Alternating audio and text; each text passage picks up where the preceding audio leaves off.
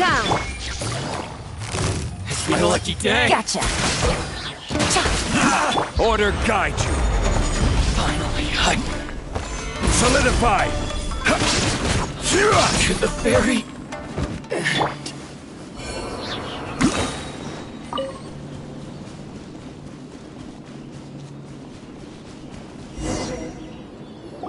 It's been a while since we first set foot on Inazuma. So many things have happened since then. Yeah, we've definitely made some progress on our journey. So, where should we go today? Huh? What's up?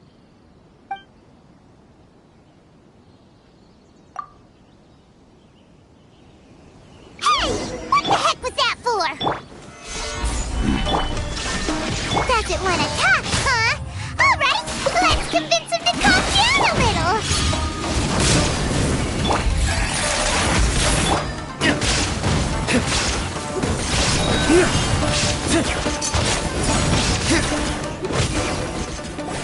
Huh? So you don't have a vision after all. Seems like I've mistaken you for someone else. At the very least, you should make sure you've got the right person before you go attacking them. No, wait. Even when you've got the right person, you shouldn't go attacking them out of the blue. It's dangerous. Have you ever met someone by the name of Kazuha? He carries a sword just like you. I've also heard that he possesses an animo vision. That's none of your business. Never mind. You don't look like you know anything anyway. I'm wasting my time. What the heck is this guy's problem? Coming around here, waving that weird sword in our faces, and he didn't even apologize. Seems like a real nutcase. Well, one thing's for sure. No way are we telling him anything about Kazuha. Right? Paimon has a feeling, though, that even if this guy gets to challenge Kazuha to a duel, he won't be able to beat him. Anyway, just to be on the safe side, we should go find Kazuha right away and tell him to watch his back. Oh? What kind of hunch? A special connection? You mean beyond already knowing each other? Yeah, maybe a little. But then again, most people look pretty much the same once they start fighting, so that doesn't really prove anything. Anyway, there's no time to lose. Let's go tell Kazuha so we won't get into any danger. Paimon heard that the Crux fleet is stocking up in Rito at the moment. Let's look for him there.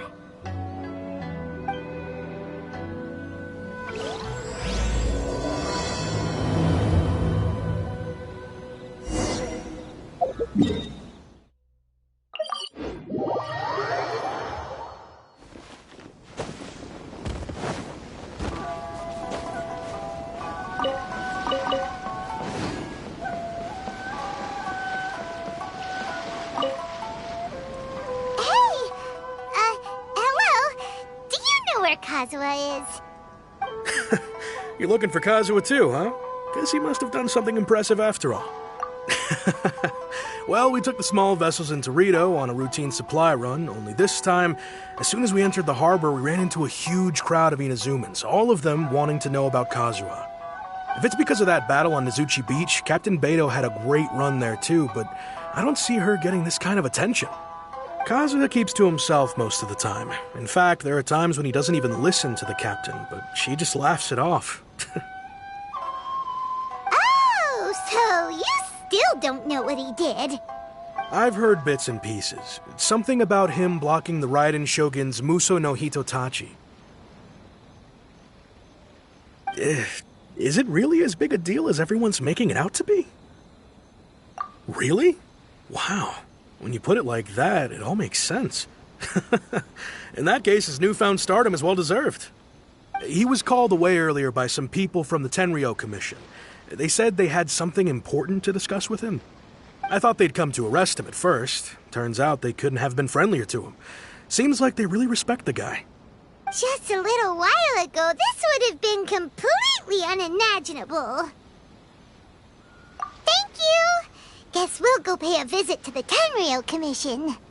All right then. I'll just stay here and carry on trying to fend off the crowd.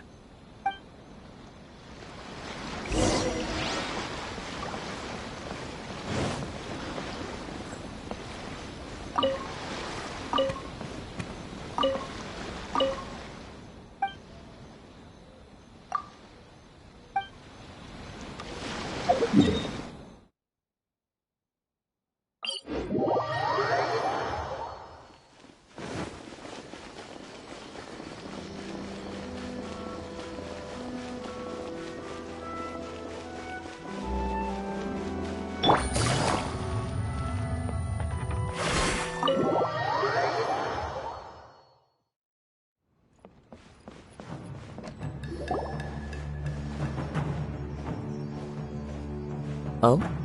It's you. Greetings.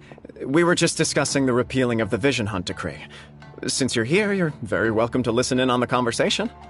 We invited Mr. Kaedahara here to extend a gesture of goodwill on behalf of the Shogunate. Your hard work has secured for us the agreeable state of affairs that we now enjoy. Also, I've been granted the chance to correct my clan's past mistakes, and for that, I'm deeply grateful. The Almighty Shogun has issued a large array of directives aimed at resolving, or at least easing, the tensions that have built up over the years. The Tri-Commission has made the recommendation to use this opportunity to restore the honor of the Kaedahara name. Regarding the history of the Kaedahara clan, I trust that you're already somewhat informed? In short, there was once a group of select bladesmiths who served the Shogun directly, responsible for upholding and further developing the traditional blade forging arts of the Almighty Shogun. The Kaedahara clan belonged to this class. But there came a time when some of these bladesmiths revolted and fled to Snezhnaya. Both the Kaedahara and Kamisato clans were held accountable for lax oversight and entered a period of great turmoil. We later learned that the whole misadventure had been secretly orchestrated by the Fatui. Attributing all of the blame to the Kamisato and Kaedahara clans was neither proper nor just. Considering Mr. Kaedahara has once more made an outstanding contribution to Inazuma, the Almighty Shogun believes he should not only be rewarded for his achievements, but also receive recompense for the excessive punishment borne by his clan in the past. In the interest of preventing further harassment of the Bladesmith clans by the Fatui, we chose not to publicly release the findings of our investigations into these matters. We trust you can understand why this was necessary. This is a true honor. I am delighted to be in a position to receive the goodwill of the Almighty Shogun and the Shogunate at large. However, would I be correct to assume that this magnanimous gesture does not come without some strings attached? I can assure you that nothing could be further from the truth. We seek only to correct a past injustice. With the Kaedahara clan's reputation and occupation restored, the Kaedaharas will be bladesmiths once more, and your wanderings will finally come to an end. You will be able to lead a safe and prosperous life in Inazuma City with the Almighty Shogun's blessing and full support of the Shogunate. I have grown accustomed to life among the elements. I fear I would no longer feel at home behind the tall walls of a stately abode. Yet my ancestors did indeed take great pride in the name of Kaedahara, and the art of blade making for which it stood. I do have a responsibility to restore their honor. I sense some hesitation in your words. Should you accept this offer, I imagine many of the malicious rumors currently circulating through the populace will disappear. Malicious rumors? All we heard on the way here was so much praise that we almost wondered whether there was another Kaedahara Kazuha in town. Well, to some, the Muso no Hitotachi is something that can never be defeated. They cannot accept the idea that Mr. Kaedahara really parried the Shogun's strike. Also, eyewitnesses saw him using the power of Electro in addition to that of Animo. As a result, the falsehood that Kaedahara Kazuha was using a delusion began to spread. What? But that doesn't make sense. Using a delusion turns you old and frail, and Kazuha still looks fine. That is correct. However, to some people, the idea of a single person wielding two elements at once is a more inconceivable notion still. This is just one of many similar rumors. I am very uncomfortable with being the subject of public discussion, no matter whether it brings suspicion or stardom my way. But perhaps if the shogunate is willing to publicly support me, this situation will blow over more quickly. This is precisely why I encourage you to give our offer some serious thought. It stands to benefit all of us.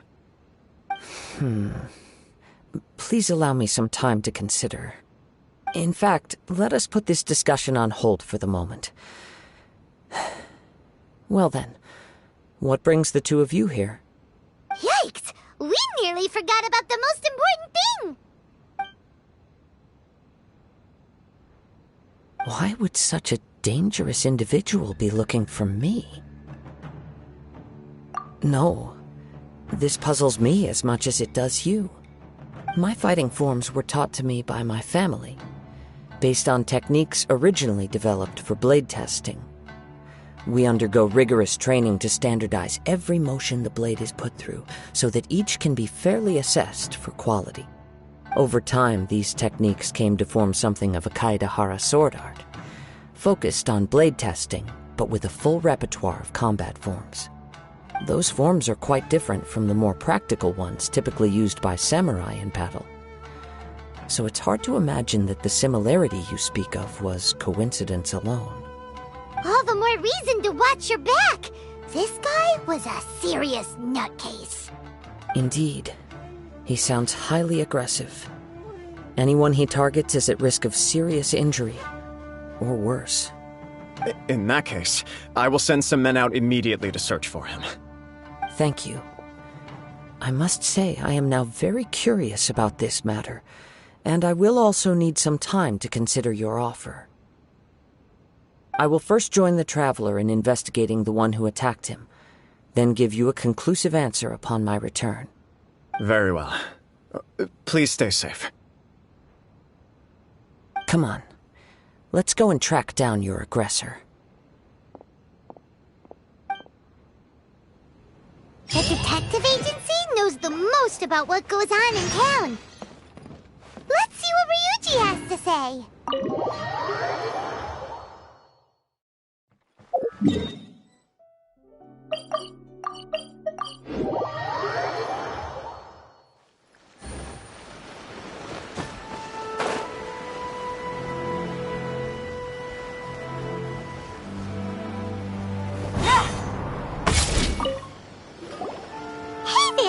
We'd like to ask you a quick question.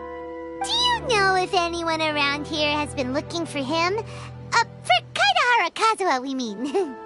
Aha! So this is the renowned Mr. Kaedahara. I've heard a lot about you.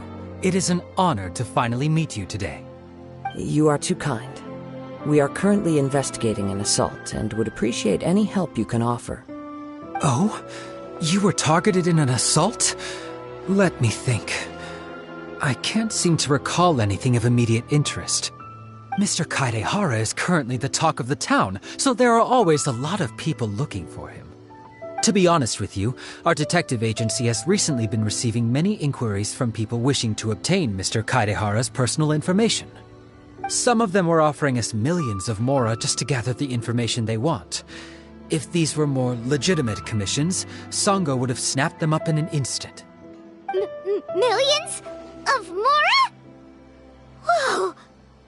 Oh, wait, even at that price, you probably still shouldn't. Please, accept my thanks for looking out for my privacy. Of course. No matter what, we only take on legitimate cases. We don't make our money by revealing details of other people's day-to-day life just for the sake of it. Sorry, I got a little off topic. What I'm really trying to say is, it doesn't surprise me that a complete stranger is looking for Mr. Kaedahara. But I wouldn't know where to begin if we want to connect this with an assault. Then let's put that connection aside for now. Have there been any other attacks or similar incidents recently that stand out as particularly unusual? The Tenryou Commission had very few leads. I thought you might have some information from different sources. It's true that the commissioners aren't clued up about every little thing that goes on out in the streets. But typically, it's only the most trivial events that manage to escape their attention. If anyone had been out there attacking people, that would be assault, in which case the Tenryou Commission would absolutely get involved.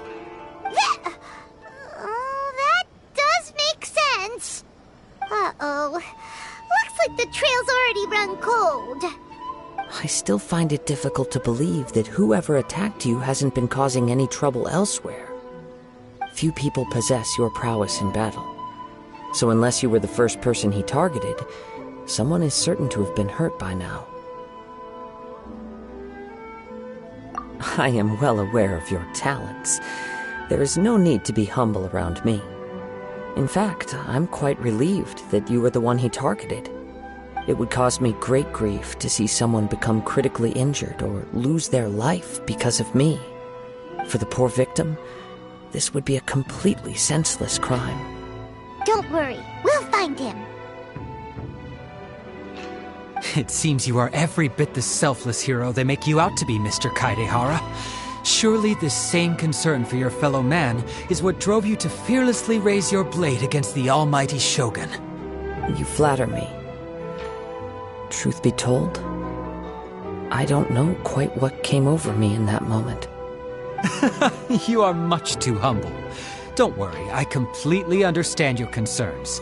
I will try my best to gather whatever leads I can for you. Oh, actually, there was one strange incident over the last few days. It doesn't involve an attack, though. Let me tell you about it just in case. Sure. During times like this, the more information we have, the better. All right, then. Recently, 2 people went missing from the city at around the same time. One of them is a pretty well-known collector, surnamed Nagato. The other, Amenoma Yuya, is a samurai from the Amenoma clan. Amenoma! Now there's a familiar name! Right. Yuya is the nephew of Amenoma Togo, the owner of Amenoma Smithy. 2 grown men going missing at the same time. Their cases are likely connected, but I don't know much in the way of details. I recalled this because Amenoma Yuya is also an accomplished martial artist who is skilled with the blade. Perhaps he is the one you are looking for. Understood, though it seems highly unlikely to me. I neither know this man, nor do I have any idea why he may wish to attack me. Sure, can't hurt. We never know what we might find out along the way. Thank you, Ryuji. We'll start by making some inquiries at the Amenoma Smithy. Sounds good. All the best with your investigation. I'll get moving shortly myself.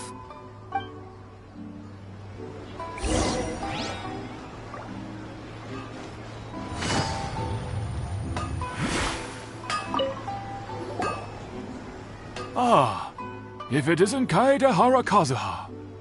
What brings you here today? Huh? You 2 know each other? Yes, the Kaedehara and Amenoma clans were both members of the Raiden Gokaden. Historically, there have always been deep links between the 2 clans. After I returned to Inazuma, I visited Mr. Amenoma to pay my respects. Yes, you may recall the story of the Raiden Gokaden from the Iridori Festival. Though all bladesmiths trace their craft back to the same source, over time, each of us has arrived at a different blade-making philosophy, spawning the development of different branches of the same art. As an example, the Amenoma art strives to emulate the abiding patience and determination of water as it turns stone to sand. There is nothing mystical to our work. There is only practice, day in and day out, until both body and mind have memorized the craft, turning each motion of every technique into an intrinsic part of the bladesmith's life. As for the art of the Kaedehara clan, I believe it's called the Ishin art. That's right. Ishin art strives for complete harmony between blade and mind from the moment that forging begins. For only a blade thus forged can capture and convey its maker's thoughts and feelings, and eventually become an extension of its wielder's will. Indeed. Most samurai choose their blades, but an Ishin blade chooses its owner. You are, without a doubt, the most worthy wielder of an Ishin blade. It gladdens my heart to see that although the Kaedahara clan has fallen on hard times, its ideals and virtues are alive and well. You overestimate me. My actions are guided by my own personal sentiments, not by any noble aspirations on behalf of my clan. But let's get back on topic. The purpose of our visit today is to gather some information on your missing nephew. We hope to assist with the investigation. It may turn out that this case is connected to another we are pursuing. Ah, yes. My nephew. I reported the case to the Tenryo Commission, but I haven't heard anything back so far. He didn't say a word before he left, which is very unlike him. I'm still completely at a loss on what to make of it, but I've done what I can so far. Worrying is futile. All I can do now is wait for the news from the Tenryo Commission. We heard that there was a collector involved in the disappearance too. Know anything about that? Yes. On the morning that Yuya went missing, he gave me a very cryptic look and said that he was going to give me a great gift. I believe he went to collect the item from Mr. Nagato after that. The next thing I heard was that a fire had broken out at the warehouse. And neither of them came back. Yes. Strange, isn't it? I wonder what could have caused it. Unfortunately, there was very little evidence left behind, so nobody knows what really happened. Do you have any thoughts on what Yuya may have wanted to give you? If I had to guess, it must have been some kind of rare weapon. Otherwise, there would have been no reason for him to get my hopes up. He's never been particularly interested in blade forging, but has always had a fondness for blade testing, and can sense even the most minute differences in blade quality. He is extraordinarily talented in martial arts, particularly when it comes to the art of the sword. Truth be told, we have some information that you may find to be objectionable. The person we are looking for, he attacked this friend of mine. Based on the evidence we have gathered so far, only Yuya seems to match the suspect's profile. What? No. Absolutely impossible. Yuya is not that kind of person. He is humble and kind. Even his training is done with the goal of calming his mind. He has never gotten into a fight before. Is that so? Yes. If there's one thing I can say for certain, it's that Yuya would never draw his blade without a very good reason. But, with that said, it's equally out of character for him to just disappear, with neither farewell nor fair warning. I also cannot know what course of action he might be capable of if coerced, or otherwise compelled by circumstances unbeknownst to me. Anyway, should you find him, please let me know as soon as possible. Don't worry. You have our word. From the sound of that, Paimon doesn't think Yuya was the one who attacked us as well. Yes. It sounds as if something happened when the two men met each other. Let's pay a visit to the Nagato household.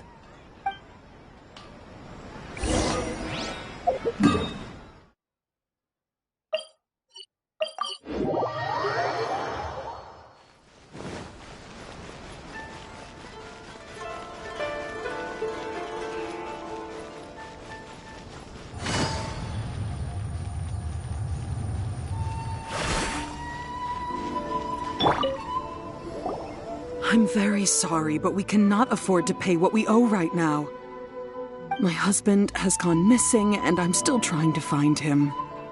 No, you misunderstand us. We are here to help with the investigation. We'd like to ask you some questions about Mr. Nagato's disappearance, if we may. Ah, I see. I thought the debt collectors had come to visit again. I'm sorry you have to see me in this dreadful state. Has some new information come out? Do you know where he's gone? I'm afraid we don't have any new information at the moment. We're still trying to find out as much as we can to inform our search. With this in mind, can we perhaps ask some questions about your family's current situation? For example, Paimon's struggling to understand why a collector would be strapped for Mora. That's a long story. Ever since I've known him, he's been an avid collector of all sorts of things. He'd always get so animated when he was showing them to me.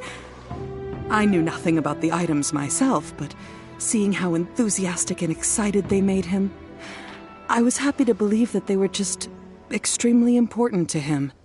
Everything was fine when we first got married, but as time went by, things changed for the worse. Uh-oh, what happened? He lost his sense of restraint. He started buying more and more things, and even resorted to borrowing money just so he could pay for them. Our expenses really spiraled out of control when he started getting interested in weapons.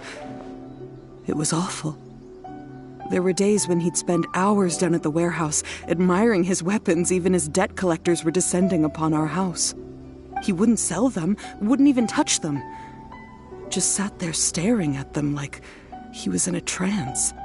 I'm happy he has a hobby, and I'm willing to support him, but making ends meet has to come first. I've tried talking to him about it so many times, but he never listens. On the last day that I saw him, I gave him an ultimatum. I said, if he refused to sell his collectibles and pay off his debts, I would divorce him and take the children with me. Whoa! And that led to an argument. Actually, it didn't. Generally, he's a quiet man who likes to go with the flow.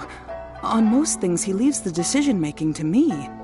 You must understand, I never would have dreamed of threatening him with divorce if the debts hadn't pushed our family to the brink. After I said those words, he froze and was silent for a long time. When he finally spoke, he awkwardly mumbled that he would pick out a few items to sell. His voice was so meek and pitiful that I felt an urge to take everything back. But then what? If I didn't draw the line, what would happen to our family?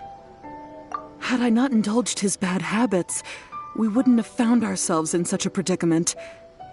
And I also don't know if he had actually come to his senses, or if he was simply angry with me. The next thing I heard was that our warehouse had caught fire, and both he and the buyer had gone missing. I see. I understand. Amin Omayuya came to purchase a weapon from Mr. Nagato. During the sale, a fire broke out at the warehouse, and both men disappeared.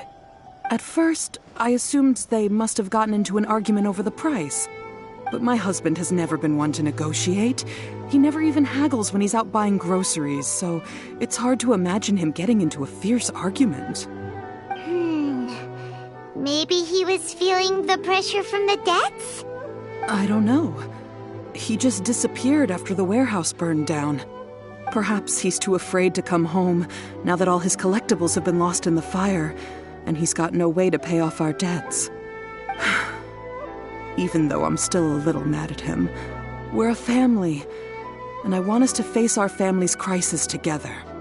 As long as he's willing to turn over a new leaf, I know we can work things out. Please don't get upset. There could be more to this situation than meets the eye. If collecting things is a habit that Mr. Nagato had his whole life, it is quite unusual for this habit to change so drastically over a short period. But the information we gathered from the other side suggests Amenoma Yuya is also a mild-mannered man who would not be likely to start an argument. This situation is getting a little confusing. A little confusing? More like completely mystifying. Let's try a change of scenery and see if we can piece together what we've learned. Rest assured, we'll notify you if we find anything. Thank you so much. I just want him to come home.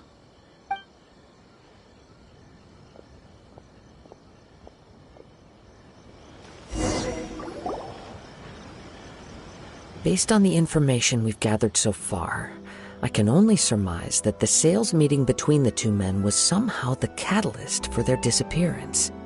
The fire at the warehouse likely played a part in how the situation unfolded, though its exact role is a mystery. Do you have any thoughts? Well, Paimon was thinking that maybe someone accidentally knocked over an oil lamp and... nope, never mind. Paimon's brain needs to rest for a while. Over to you. An interesting explanation. I was also considering this possibility. Amenoma Yuya is an expert on swords. He could have noticed some problematic details about Mr. Nagato's collectibles. Maybe he recognized a blade as a fake, or a well-known stolen item. Either way, after arguing about it, the two men agreed to hide the truth of this matter. They thought a fire would destroy everything. But then the Tenryo Commission began investigating and uncovered some incriminating details, so they fled to protect their secrets. But it's a far-fetched theory. I can't imagine how they would have been able to reach an agreement. One fact that I keep coming back to is that Amenoma Yuya is polite and well-mannered, while Mr. Nagato is introverted and passive. Neither seems like the type of person who is inclined towards initiating conflict. Mr. Nagato, being heavily in debt, is also the only one of them with the potential motive to disappear after the fire. The more I ponder it, the more puzzling it becomes. Just what could have happened there? Right. Although the time frame seems to broadly match, no other details that we've learned seem to link the two events together. Amenoma Yuya lacks a key distinguishing feature of the attacker, namely that he is principally a practitioner of the blade testing techniques of Amenoma art, not those of the combat-oriented Ishin art. Darn! We thought we could get two birds with one stone here, but at this rate, it's starting to look like a wild goose chase. Let's keep going, since we've come this far. If we can solve the case, both Mr. Amenoma and Mrs. Nagato will be able to get some closure. Okay, but where should we go now? Let's head out of the city and check out the warehouse. There's still a chance we may be able to find some shreds of evidence.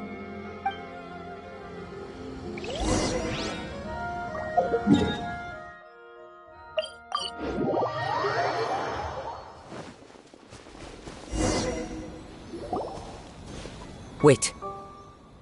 I hear something ominous in the wind. Oh! This must be another one of those sounds that only you can hear. As sketchy as that whole thing seems, you did put it to good use when we were chasing down that vision thief at Beto's tournament, so... Now I'm picking up a strong scent in addition to the sound. It's right around here somewhere.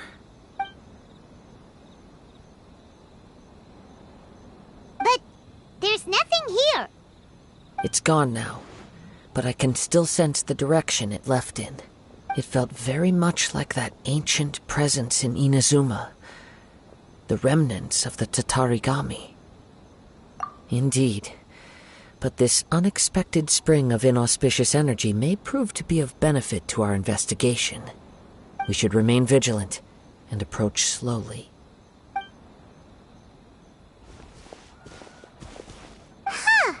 So it's an underground warehouse. The force is definitely coming from down below. The source of the Tatarigami energy has long since left this place, but the residue it left behind still hasn't dissipated completely. Judging from the concentration, I would have to conclude that the Tatarigami source resided here for a very long time. Mrs. Nagato said her husband used to hang around the warehouse by himself a lot. It could well be that he was already under the influence of Tatarigami energy at that time. From what I've been told, Tatarigami does not turn all upon whom it preys into violent monsters, but most will develop a stubborn streak upon being exposed to the Tatarigami's unfulfilled will. Their interests become fanatical obsessions. Mr. Nagato had an interest in collecting to begin with. The influence of Tatarigami could explain why he became an obsessive hoarder, amassing more and more possessions even as he put himself in grave debt. So what should we do now? Go down and take a look? Step back. I'll open the door and take a look inside. If we don't open this door, we can move no closer to the truth. You needn't worry. Both of us have faced far greater dangers than this. Relatively speaking, the risk here is trivial.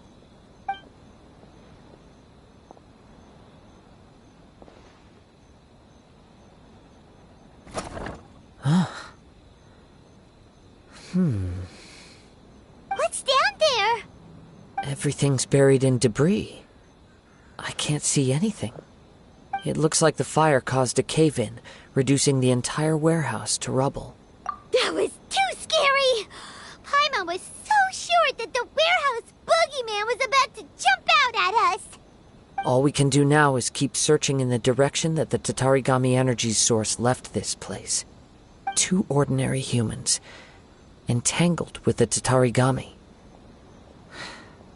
I fear much misfortune has already... Yes, let's go.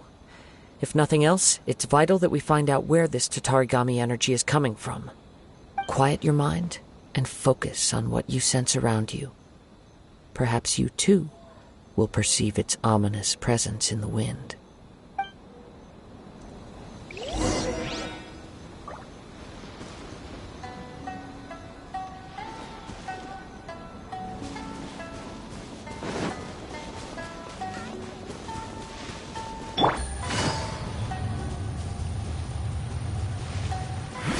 Take it easy.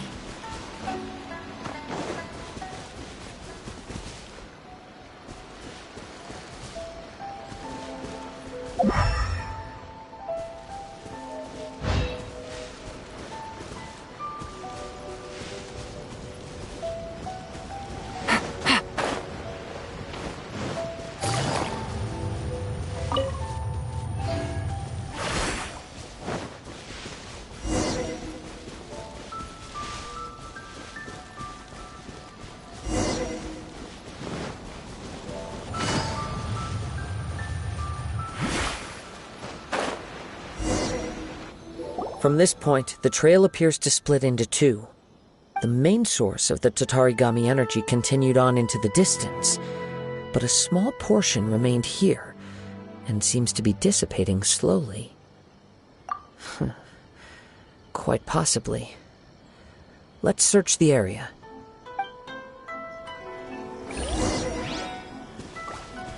Whoa! Look at all those hilly churls! They're acting really strangely! Something seems to be drawing our attention. Let's take a closer look.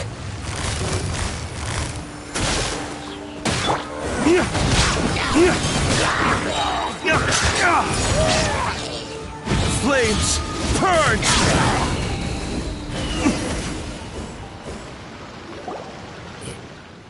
It's... Ugh! Look at this red stuff! What is it? By the looks of it, a letter, written on a piece of torn clothing.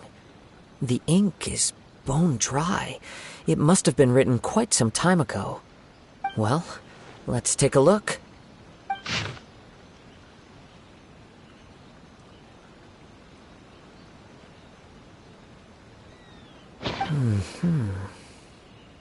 According to this letter, a conflict arose because Amenoma Yuya wanted to seize a blade belonging to Mr. Nagato.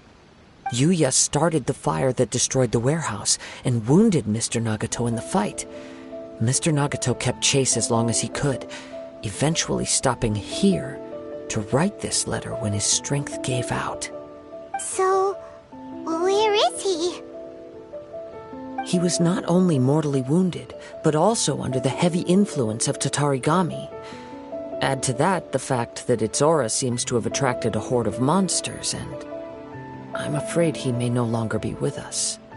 Whatever traces there may have been of his fate beyond after this point, they've since been disturbed by the hilly churls. Yes, Right now, we need to uncover some more important truths. If Ame no Mayuya is attacking other people indiscriminately, then the longer we take to find him, the more people risk meeting the same tragic end. Right! So let's get moving! I wouldn't be surprised if he, too, fell prey to the influence of the Tatarigami. For a practitioner of the martial arts, the easiest desire to inflame would be their pursuit of further power and skill. All the clues that at first seemed disparate and disconnected, it seems that now we know the thread that runs between them. I have a hypothesis that, if it's correct, not only explains the series of events leading to the two men's disappearance, but also zeroes in on the attacker's identity. Wait! You figured it out? So these two cases are connected after all? I believe so. But it's something of an outlandish idea. I will only be able to confirm my suspicions once we've met him in person. On with the search. We must stay vigilant. At any point now, we may find ourselves in danger.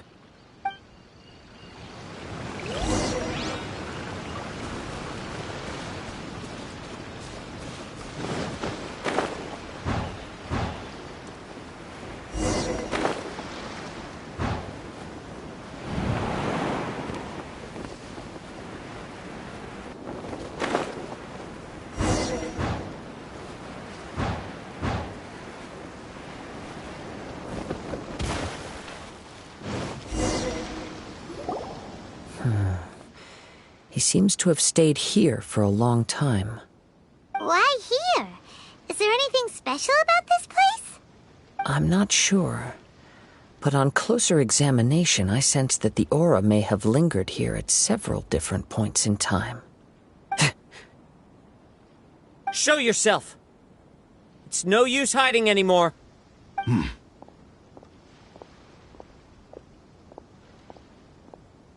Kaedehara Kazuha. It's you, at last. Aha! So it is the same guy from before! What's your problem, huh? What could you possibly have against Kazuha?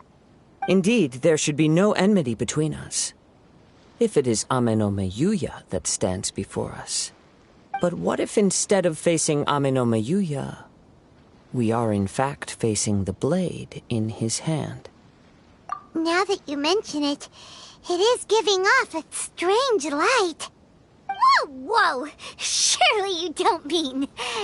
Are you serious? Tatarigami energy often lodges itself within physical objects, then works to subtly affect any living organisms in its vicinity. The blade has resided in Mr. Nagato's warehouse for many years, affecting his state of mind, and more recently using the sale as a means to affect, or rather as a means to occupy, Ame no Mayuya's body. You're sharper than I thought. You've already deduced the truth of the matter. Many, many years ago, I was forged by a famed bladesmith of the Ishin tradition. I was his pride and joy. In me, he placed all his hopes and dreams. As a descendant of the Kaedehara clan, you should be able to guess our greatest regret. I presume it has something to do with the Raiden Gokaden. Indeed. At that point in time, he failed to live up to the Raiden Shogun's expectations. In the end, all he could do was to flee the nation by sea on a ship bound for Snezhnaya. He was a bladesmith of great renown, a master of his craft. There was nothing that he could not accomplish. All he needed was more time and a little faith. And sure enough, in the end, he achieved what he had set out to do. All of his life's work, his wisdom, his skill, it culminated in his creation of me. He not only bestowed upon me the greatest of strength, but also endowed me with a consciousness of my own. In her conceit, the Raiden Shogun lost not only the single most perfect blade in the entire world, but also an irreplaceable achievement in the art of blade forging. So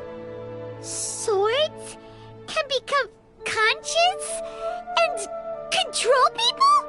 The people of the time in which I was born never believed I had that kind of power. They saw me as a mere blade, a sharp and well-crafted one, but in all other respects an ordinary weapon. But that gave me the opportunity to take action. After the death of my creator, I decided to leave Snezhnaya and began my long quest to return to the distant land of Inazuma. Moving from one person to the next, I controlled the minds of countless hosts along the way, each bringing me one step closer to my ancestral home. I seek but one thing: to face the full force of the Raiden Shogun's blade and prove my power, the might of Ishin art. Ah, so Amenome Yuya was not your first victim. Tell me, what happens to those you've possessed when you've finished using them? My hosts? Who cares what happens to them? They are but tools that serve my mission. When they got tired, or injured, or unusable, I hopped to the next one in line. All I needed them for was to take me back to Inazuma. You're awful! After I returned to Inazuma, I decided to bide my time in Nagato's warehouse until Amenome Yuya handed himself over to me on a silver platter. At long last, I'm approaching my journey's destination. By Amenome Yuya's body, I have found you, and by your hand, I shall defeat the Raiden Shogun. Kaedehara Kazuha, you stood against the Raiden Shogun's Muso no Hitotachi. There can be no other to serve as my host for what is to come. Now, give your body over to me!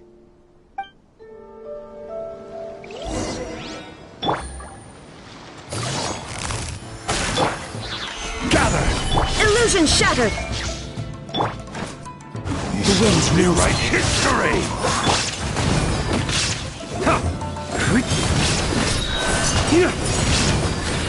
This is order. Solidify! We shall rewrite history! Take it easy. Things are about to get dicey. Do not stand in my way, or I will strike you down too! Your bluff's fooling no one! You've lost! Lost? I can never lose. It is this body that has reached its limit, nothing more. Even if you defeat me here, the one who falls will not be me, but this man. He is but a puppet that can be replaced. I can take a new vessel at will. The end result is the same!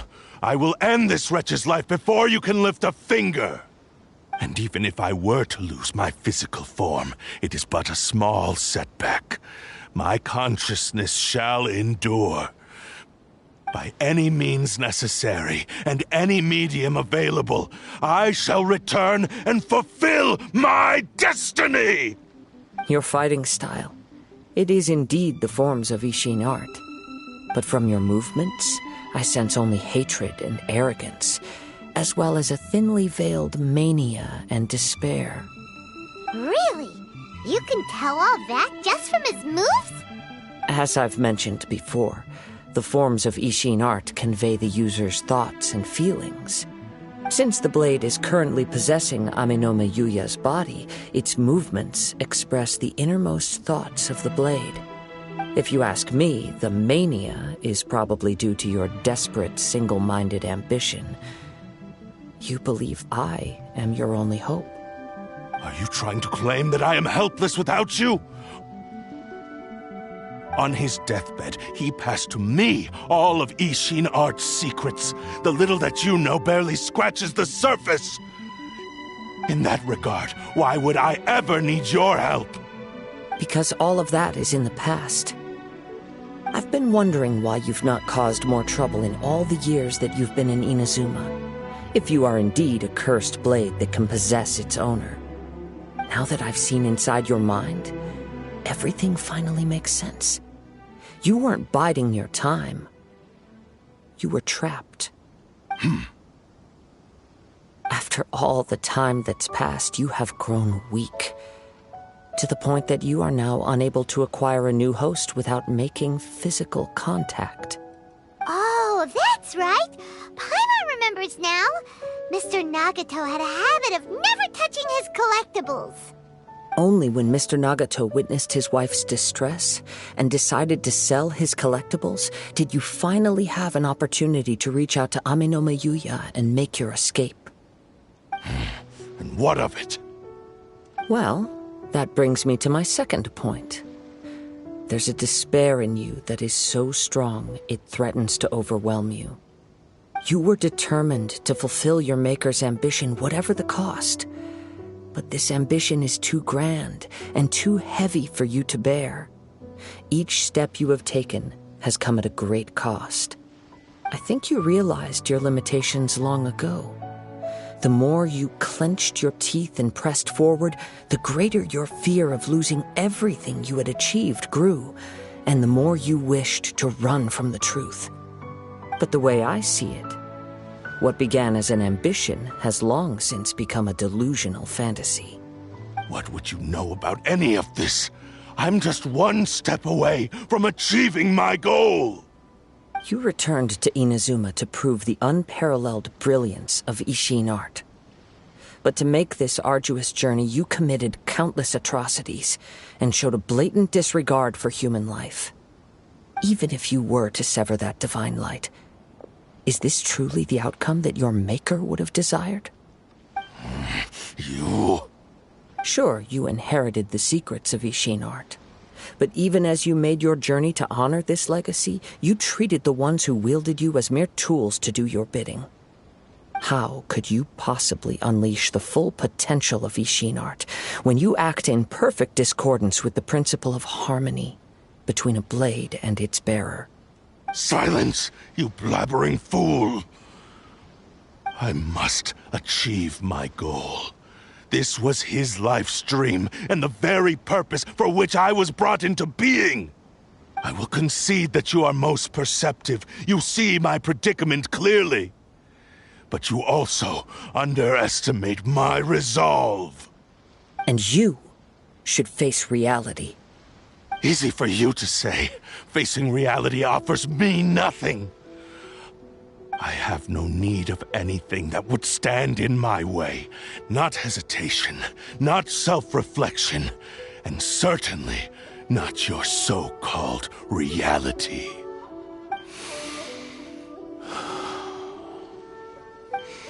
It is pointless to argue further, descendant of the Kaedahara clan. If you wish to save this man, then offer me your body in exchange. How stubbornly you stick to your wayward path. I do not believe for a second that you can challenge the almighty Shogun in your current state. So let us make a bet, and I will put your strength to the test. What? Surely you're not planning to agree to his demands. Very well. Then find yourself some enemies with whom you wish to cross blades. A taste of my power will more than convince you. Once we have dealt with them, we shall proceed to Tenshukaku. And as for your end of the bargain, if you lose, you must release Ame-no-me Yuya from your control. I accept. Don't do this, Kazuha! This is the only way to save Ame-no-me Yuya. If we don't do this, he'll forever be the Blade's puppet. The Cursed Blade's strength is currently very weak, and I sense he's hesitating. This suggests his heart is still not completely devoid of honor. The power of the Tatarigami lies in intensifying existing obsessions. This is the reason Mr. Nagato and Ame-no-me Yuya fell prey to it. Since I don't have any similar kinds of obsessions, I should be able to put up some resistance for a while. But even so... Even if things take a turn for the worse, I still have you both here with me. We have a chance here to save an innocent victim. I am willing to accept the risks entailed. Your disdain for me betrays your woeful ignorance. I agreed to this bet because there are things I wish to learn too. Now, Take me in your hand.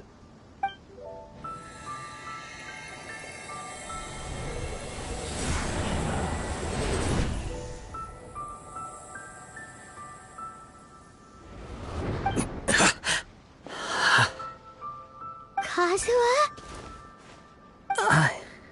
I'm okay. I felt a little dizzy at first, but only for a moment. It's all right. So far, this was as I expected. I will. Thank you. What should we do next? Have you got a plan, Kazuha? We find some enemies. Although this blade has endured much turmoil, it probably hasn't experienced many real fights. If a blade built for Ishin art cannot enter a state of harmony between blade and bearer, it cannot unleash its true power. If he wants to avoid reality, then we need to fight until he has no choice but to face it. He shouldn't last long in an intense combat situation. Wait a minute! Paimon remembers hearing about something from the Adventurers Guild. Since the Takasukasa clan abandoned that secret base, it's been held by Ronin ever since. All right. Please lead the way. What about Amino Mayuya? What should we do with him? The blade says he'll let Aminoma Yuya trail us silently. Although he hasn't regained his own consciousness yet, he is not in any immediate danger. Are we sure this is a good idea? It's a pretty treacherous journey. Okay, fine. Just be careful.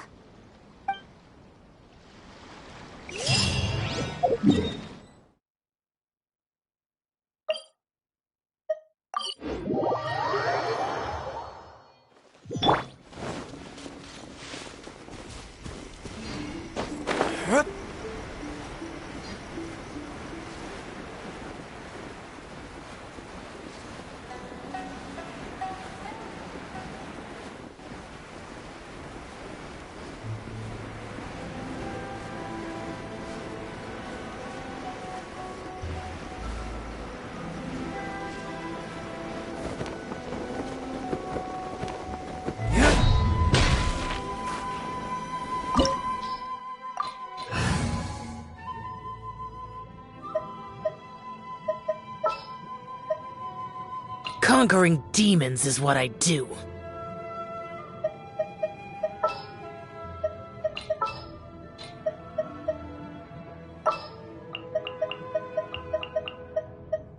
Evil shall be dispersed.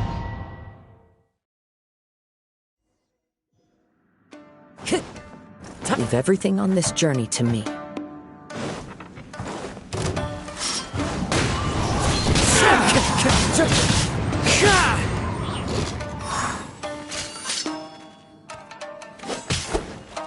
Into the wind. Time to go. Finally, Day. Clouds high. The birds call. One with nature. How are you feeling? You okay? I'm all right. The blade is performing largely as I expected. Having gone so long without proper use and maintenance, it's become very difficult to use. Though he's making every effort to persevere, I do not think he can last much longer. Something else on your mind? How strange. Rather than trying to control me, he is instead trying to match my fighting rhythm. Let's keep going.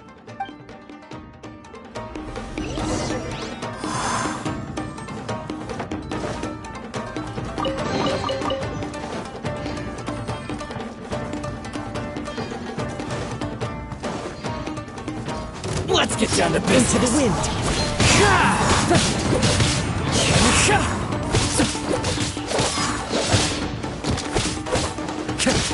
The wind knows me. The fairy. Finally, what a lucky day. As one with wind and cloud. One with nature. Get the berry. Whoa! Something's up with the blade! I can sense that his strength is slowly fading away. The blade is becoming more and more difficult for me to wield. He cannot hold out much longer.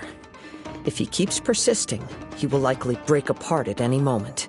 But what would that do to Amanome Yuya? I will be careful with it. He also says he does not have any plans to give up easily. He's still trying to achieve his goal.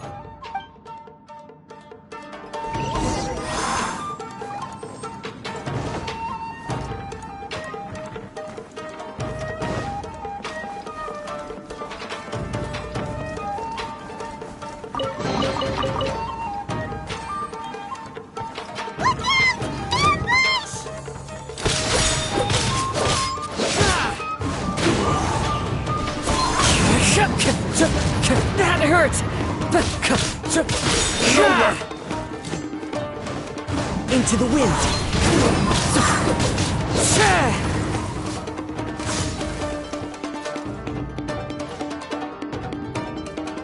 Time to go! The wind knows me. Clouds high, the birds call!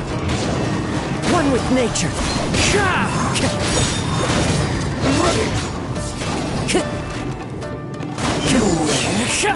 This battle. Are you okay? It looked like you were really struggling the entire fight! Yes. And it looks like he's reached his limit. The sheen's grown a bit dimmer again. It doesn't look anywhere near as impressive as it did at the start. Perhaps this time, we'll finally have a chance to see his true form. True form? What are you talking about? Huh? What? Is this the same blade as before? It looks like a piece of junk! If you choose to continue in the state you're in, you wouldn't even be able to beat Samurai and Kairagi, much less the almighty Shogun. Maybe you did truly wield power to rival the Shogun's light when first forged. But the long journey from Snezhnaya back to Inazuma has left you battered and broken. It barely needs stating anymore. Your ambition is a flight of fancy. I've finally figured out why it was that you agreed to my bet. You wanted to reach a state of harmony with me. For perhaps then you would still be able to wield commendable power. But regrettably, we are nothing alike. I will never understand your obstinacy and cruelty, nor can I empathize with the one who made you. The only one who truly understood you had already passed away by the time you were born. Huh? What's that supposed to mean? There they are! Take them down! Where do they keep coming from? Yup! We can help this time! Don't worry. I'll use my own blade. It's just more of the same.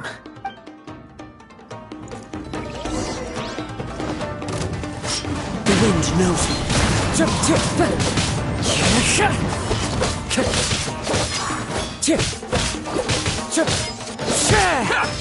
One with nature.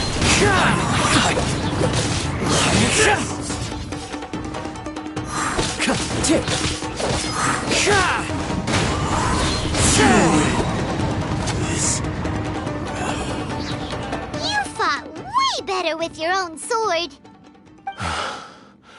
You are a true Kaedehara in flesh and in spirit. Though we fought briefly together, you have seen me for who I really am. No one knew anything of my story throughout my travels, nor did I tell it to anyone. You are the first person to know the truth. I thought that if I could achieve Ishin harmony with you, perhaps there would still be a ray of hope for me. But in this too, you have failed. Indeed.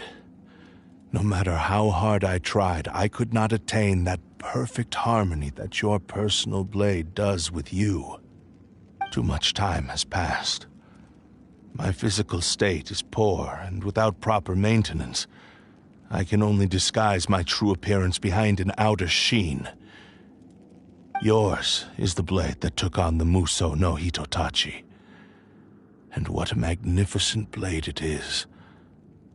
Perhaps I shall never reach that level of glory.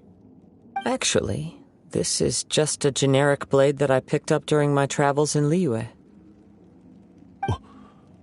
What? Forging and maintenance are both important for a blade, but they are not everything.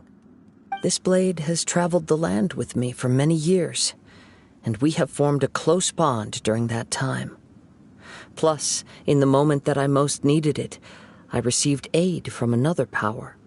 Skill, blade, determination, and desire. All these must be aligned in the practice of Ishin art. There is something else I must tell you.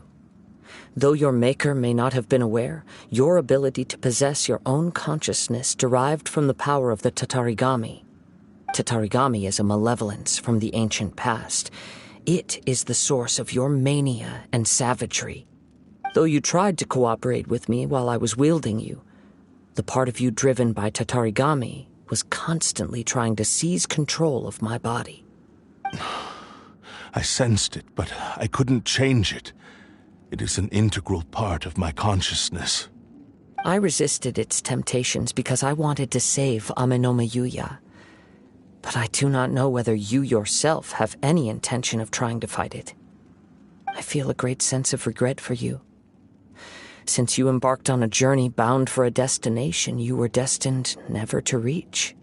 The moment you embarked on this journey, you lost the only person who could have ever unleashed your true potential.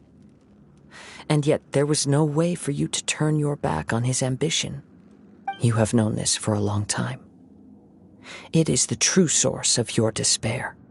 He gave me everything. My life, my form, my consciousness, and purpose. How could I possibly deny him his wish? I said to him, "Do not worry. From here on, I shall forge your legacy." How could I go back on my word? Aww. I believe our bet is now settled. I have nothing further to say. Where are you going, Kazuha? He now has neither the ability nor the motivation to cause further harm. Let's give him some time to reflect on things.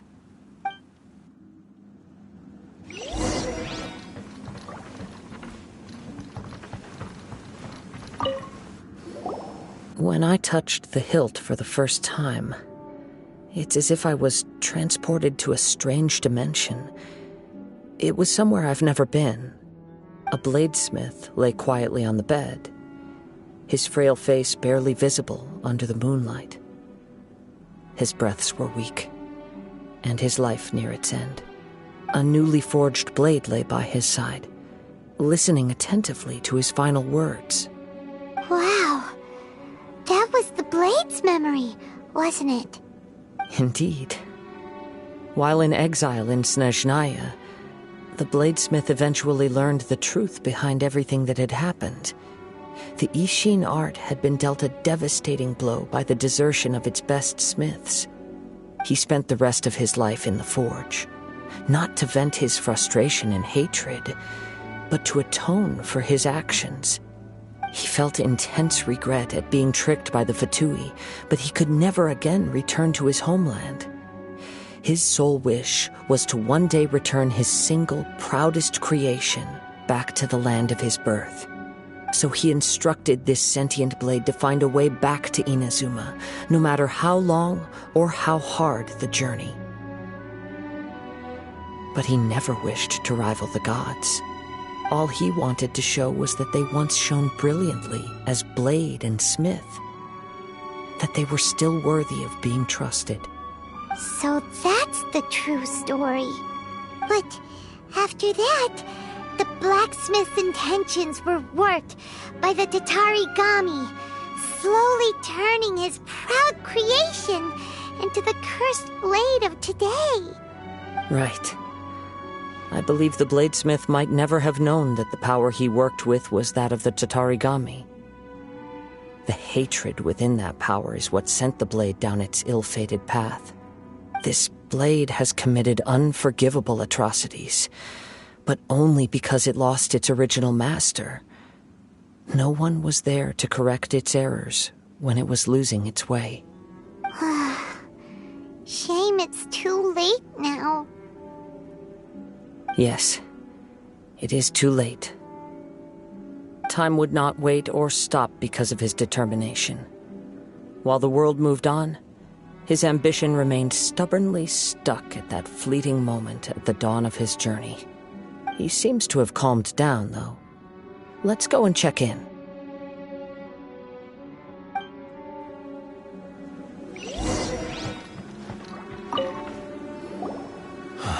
When I look back at the past, I can remember the day of my forging like it was just yesterday. I once told him that I would pay any price to fulfill his wishes. Such was the debt I owed to him for giving me the gift of consciousness. But darkness and slaughter numb the mind. Over time, I lost sight of the difference between gratitude and grudge. Not only did I fail to fulfill his ambition, I also defiled it. You are finally seeing reality clearly. Since we agreed to the terms of the bet, I will honor the agreement and release Ame no Mayuya. But I still cannot bring myself to forsake his ambition. It is the entire purpose for my existence. So, may I ask you to help me fulfill the ambitions of myself and my creator? Hey! Now you're adding yours into the mix, too? Jeez, don't push your luck, mister. It has to be done in this order. At least hear what I have to say. And if you don't agree, I will still release Ame no Mayuya as promised. My physical form, as well as the knowledge I possess, should still be of some value to you. His attitude has grown a lot milder. What do you think, Kazuha? Should we give him a chance? Let's hear it. Thank you all. When I was first forged, my maker was already terminally ill. He told me that he had wanted me to have the grandest opening battle. Alas, after that, he never rose from his sickbed again. Nor have I ever had the chance to prove myself in battle since. My fights were devoid of any noble meaning. They were merely the next step in my never-ending journey. The next in a long line of transgressions. You are a fine warrior. I would like to request your hand in battle and experience a true duel between samurai. Oh? And who would be the opponent? I will release Ame no Mayuya and restore his consciousness. Perhaps after that, you can convince him to commit to a fight with you. He must have plenty of reasons to both hate me and desire a good fight. Understood. Then let's start by waking him up and seeing if he has the stamina and will to fight. I see. He used my body to inflict harm on others. I utterly despise him and his actions. But since he stayed true to your agreement by releasing me, he must still have some remaining semblance of honor.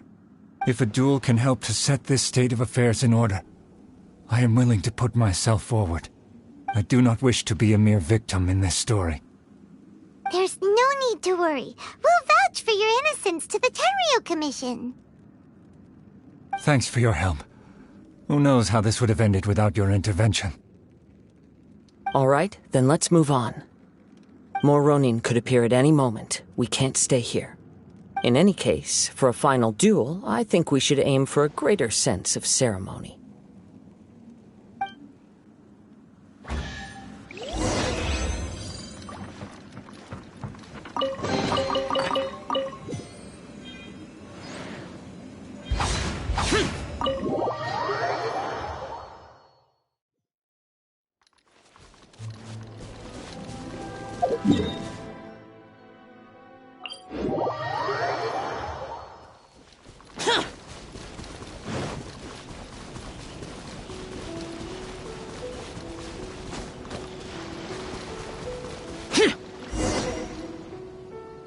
This reminds Paimon a bit of the Crux Clash.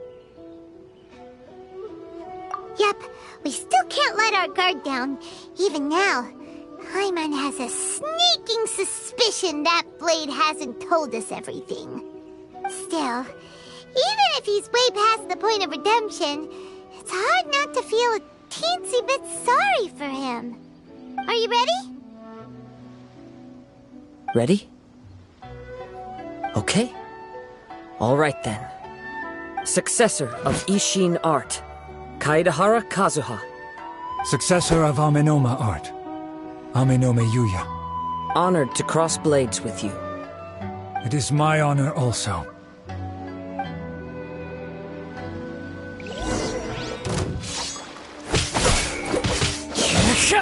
Into the wind.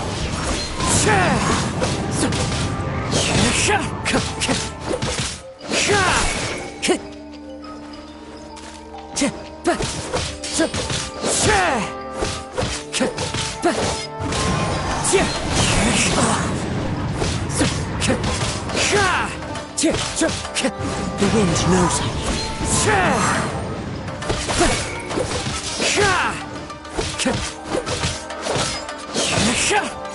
Into the wind. Fallen leaves, adorn my night.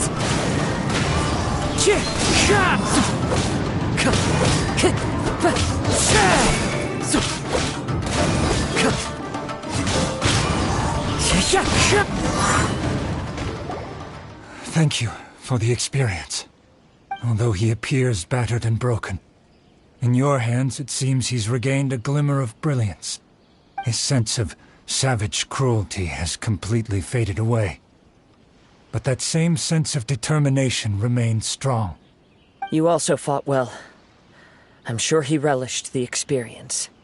There are a few things that I shall leave him to tell you himself. I must apologize to you for all that has transpired. You need not seek my forgiveness. Nor do I have the right to forgive you on your victim's behalf. It is too late for all of that. I do not wish for forgiveness. I only hope that you will see my transgressions as mine alone and not let them stain the legacy of Ishin art. I strayed far from the straight and narrow path, but the Ishin art still has a worthy successor in Kaedahara Kazuha. I beseech you, please understand this. Yes, I too trust Mr. Kaedahara to do the right thing.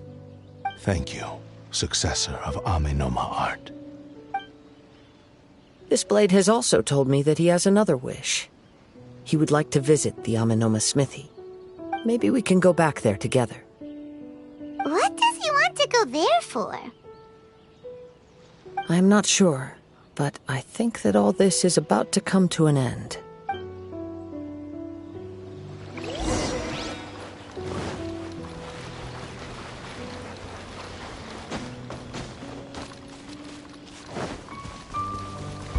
Boring!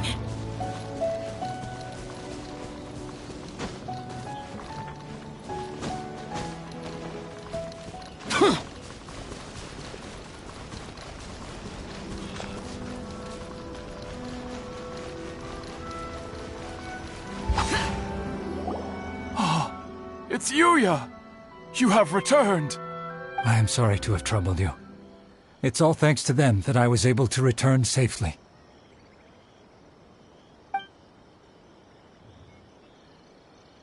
A prized Ishin blade, turned weapon that controls the human mind. Considering their forging philosophy, this was indeed within the realm of possibility. This is a great pity. But I have some good news as well. Ryuji, from the Bonton Sango Detective Agency, tells me that they've found the missing Mr. Nagato. Really? Is he okay? Yes, badly wounded, but he will live.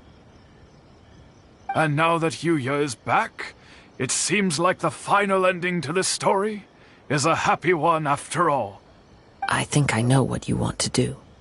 What's wrong, Kazuha? Is the blade whispering in your ear again? Yes. He said he wants to take control of me for a brief moment. What? No way!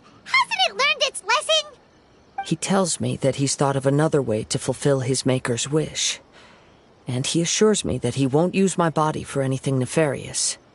I have decided to let him do it. But he... Thank you. I will explain my reasons later. Okay. I am ready. Let us begin. Please, stay true to your promise.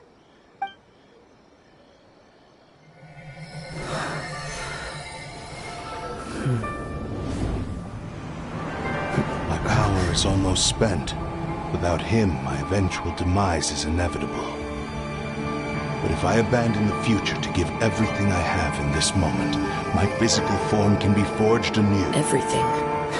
You mean... Yes. The cost is my entire consciousness.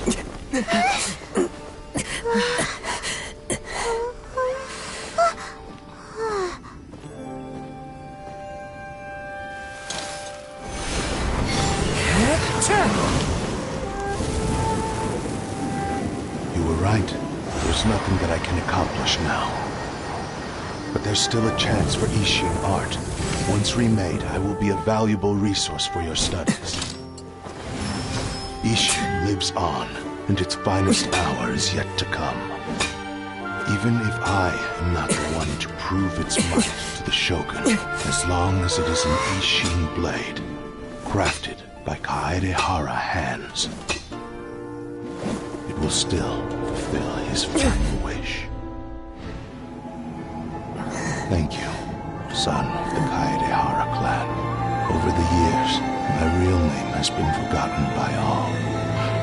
I'm ashamed to utter it, yet it remains strong in my mind. Gotsurube Ishin. This name is now yours to keep. Rest in peace.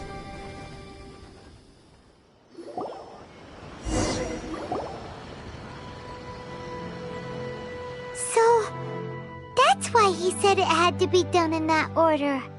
His consciousness will disappear forever after fulfilling the bladesmith's wish. Kagotsurube Ishin. It was the first time I ever heard his name.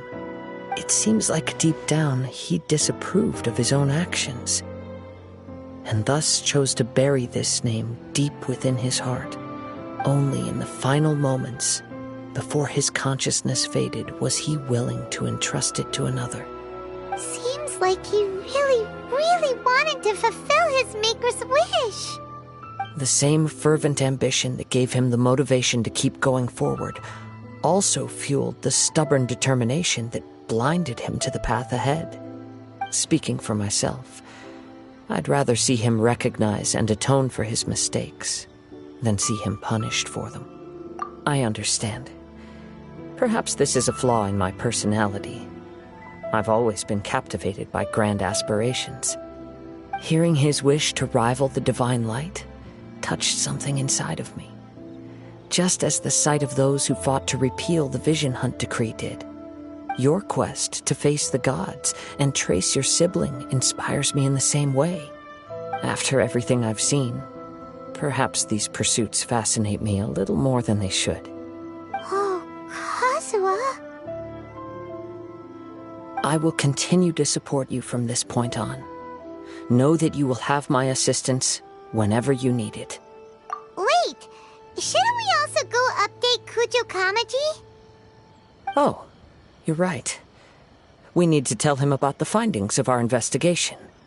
And it's also time to give him a response to the offer he made me.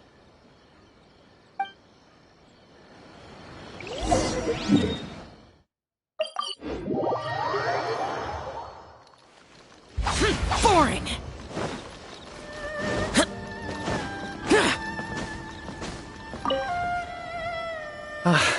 You've returned. I hear that the issue has been resolved. Though this was a treacherous investigation indeed, we're most fortunate that no lives were lost. The Tenryou Commission has already attended to the danger at the warehouse. The investigation into Ama no Mayuya should conclude soon. I do not believe he will be charged with any crime. Wow, you sure kept your ear to the ground. Then we needn't recount all the details again. Now, as to your earlier offer, I wish to give you my answer. Please take a look at this blade. What's this? Kagotsurube Ishin, a weapon crafted using a long-lost blade forging art of the Kaidahara clan. By means of a series of fortuitous events, I was able to recover and restore him. I also promised him that I will continue to study and pass on the secrets of Ishin art. And so, it looks like I will likely continue with my journey across the nations, learning more about this blade as I go. I see. I understand. The Kaidahara clan has always been a family of bladesmiths, so it is only proper for me to continue on this path. Were I to accept your goodwill, I may find myself embroiled in conflicts between the shogunate and Sangonomiya. That would not suit me. You misunderstand. That was most certainly not our intent. I am aware, but I still desire to continue walking my own path. Very well. I can understand.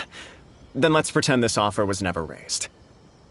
However, if you should ever change your mind or find yourself in need of the Shogunate's assistance, please do not hesitate to inform me. Great. Thank you for your generosity. Where will you travel to next, Kazuha?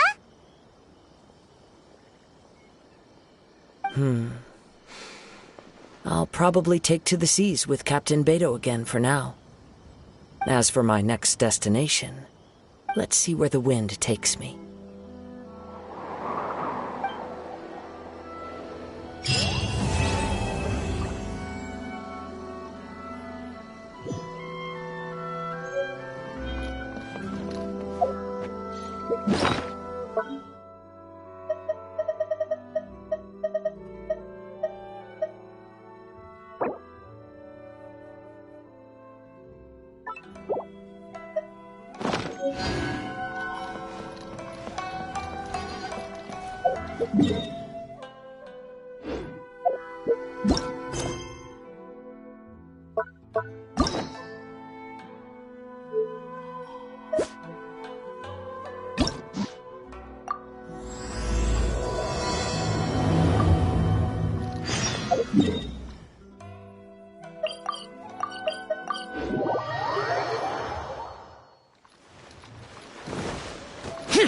Useless.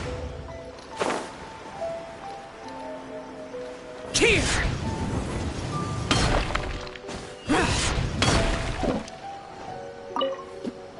What if the Traveler is also unavailable? What am I supposed to do? Well, that's your problem. It was your choice to get into this mess. Oh, but fortunately for you, it appears your savior has just arrived. Ah, Traveler. Great, you made it. Well, it's not like you were ever really busy to begin with. Sango? Compared to the Traveler, you're the one who has too much free time. No, I'm very busy. I'm busy standing here. I have to stand here all day. Even if it's a commission you're unwilling to take, your excuse is just pathetic. Yes, that's why I've asked you to come over. Allow me to explain. A key member of the Tenryo Commission has recently gone missing. No one has seen them, and their whereabouts are currently unknown. The Tenryo Commission has entrusted us to find this person discreetly because it would be a hassle for them to look for this person openly for a variety of reasons. Their name is... Kujosara. That's right. The General has gone missing. If the General was really missing, the Tenryo Commission would have flipped Inazuma on its head by now. And do you think they would only commission us for a case like that? Please ignore Sango's nonsense, Traveler.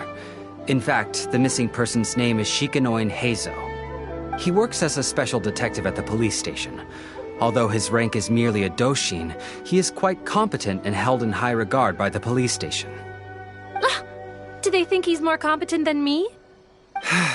We get that you don't want to help Sango, but could you at least try not to make things more difficult here? Sorry, Traveler. Even though I accepted the commission, As you can see, Sango's less than thrilled to be involved in this case. Nope, not even close. If you really want to know why, it's because I absolutely refuse to deal with that brat's nonsense. The only news that could make me happier than Shikanoin has gone missing would be Shikanoin has been missing for 100 years. Needless to say, Sango and Heizou have a bit of a history. Well, it's a little more serious than that. According to Sango, Heizou was an obstacle in her path to the Temple of Truth. Like a yappy dog that was constantly in the way. Even though Heizou has a unique personality, he's actually a nice guy. Really, I've learned a lot from him. So I can't just ignore this case, even if Sango doesn't approve. At the very least, I could entrust the commission to someone capable and trustworthy, like you, Traveler. Huh? No, it's not like that. Listen, I'll pay the entire amount originally promised by the Tenryou Commission, and I'll even personally throw in some additional funds. I'm really hoping you can take this commission, Traveler. If Heizou truly is in danger, I know he'll be safer with you by his side. Great!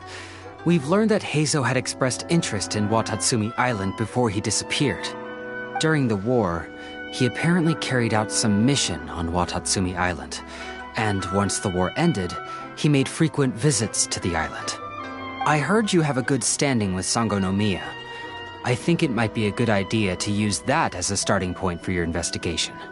Well, that's about all I have to tell you. Oh, please take this commission letter from the police station. If you find Heizou, return there and report back to them.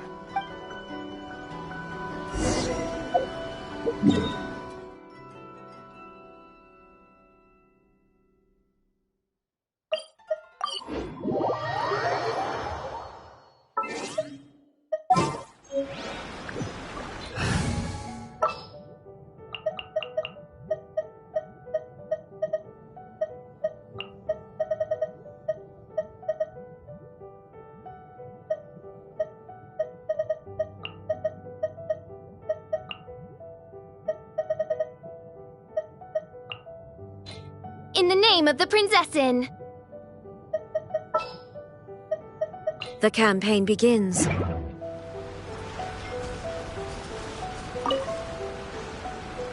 Oh, it's you! The captain of Swordfish 2?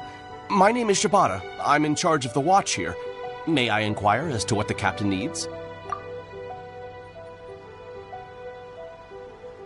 So his name is Shikanoin Heizou, huh? Yes, I'm familiar with the detective. He used to stroll around the area.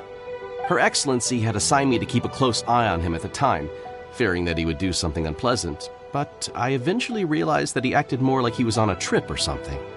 Come to think of it, I believe he was recently spotted in the area east of the Sangonomiya Shrine. Please feel free to go there and take a look for yourself.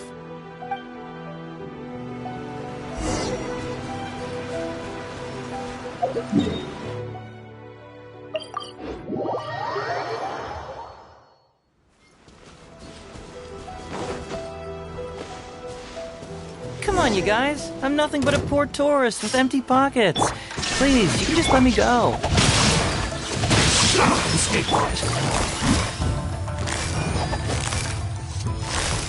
My blade!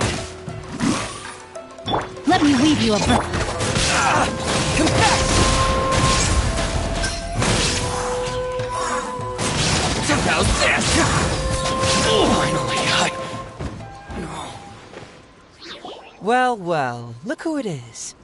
I was wondering who could be valiant enough to wipe the floor with these guys so easily. Turns out it was the distinguished traveler. Really, I can't thank you enough. Of course I was aware of you long before you arrived in Inazuma. Though the Sakoku decree managed to keep the country locked up, it wasn't able to stop the incredible stories about you. Every day, all of those little stories would come scurrying over to my desk, like files with little feet. I was actually thinking about going to meet you once I wrapped up the business at hand. Who would have guessed that you'd show up first? I got so excited I nearly forgot to introduce myself. Ahem. The name's Shikanoin Heizou, Special Detective of the Tenryou Commission. It's a pleasure to meet you, Traveler. I wish you all the best on your journey through Teyvat, by the way. Huh. I guess that means I've taken over as the main character in your story today. I've always heard that you take commissions from all kinds of people, helping everyone out with everything you can imagine. So now it's my turn to take your help, huh? Don't mind if I do. That was already obvious to me. It's no coincidence that you've arrived here. Because that would be the stuff of an epic novel. The two protagonists of the story both travel to Watatsumi Island by chance and cross paths as if by fate. The traveler from afar heroically rescues the weak and defenseless detective from the clutches of the ruthless Nobushi. Traveler, you are so dreamy. Unfortunately, though, I don't believe in coincidences. So, guessing you came to me on the police station's commission, didn't you? I'm a detective. Can you guess what gave it away?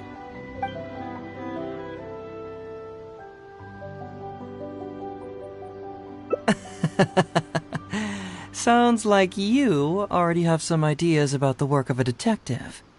Let me ask you this. What's that your little sidekick is holding? If I'm not mistaken, it's a commission letter from the police station.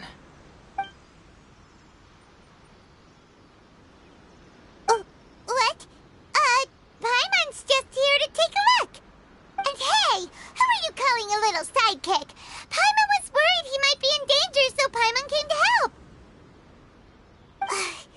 Why are you two staring at Paimon? Is Paimon not supposed to be here? Yeah, I'm also just taking a look. He can look, but you can't. Oh, come on. Don't be like that. After all, this is the first time I've seen a voice. I must admit, I'm most intrigued. Huh? Voice? What are you talking about? A vision is an external magical focus, right?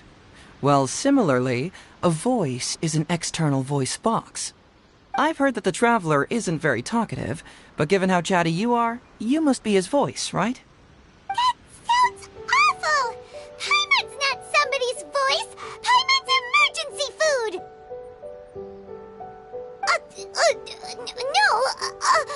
Wait!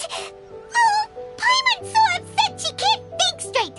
Paimon is Paimon! How dare you give Paimon such a terrible nickname? We came here to rescue you, but you actually opened the cage yourself. You were only pretending to be captured by the Nobushi, weren't you? Pretty suspicious if you ask Paimon. Come out with it, mister. What kind of schemes are you up to? Sheesh. For someone who says they don't want to be a voice, you sure do talk a lot. Well, let me think for a moment. Yes, all this started a long time ago, during the war. Kujo Takayuki, who was head of the Tenryou Commission at the time, had secretly asked me to investigate the military capabilities of Sangonomiya. But I had already grown tired of the guy for a while, so I simply treated the trip as a paid vacation. I had heard that Watatsumi Island is really beautiful. As for the mission, I thought I'd just come up with some random excuses or whatever when I reported back. But guess what? The first night I arrived on Watatsumi Island, I had a dream. The dream contained only one message, an echo resounding from the depths of the earth that kept ringing in my ears, saying,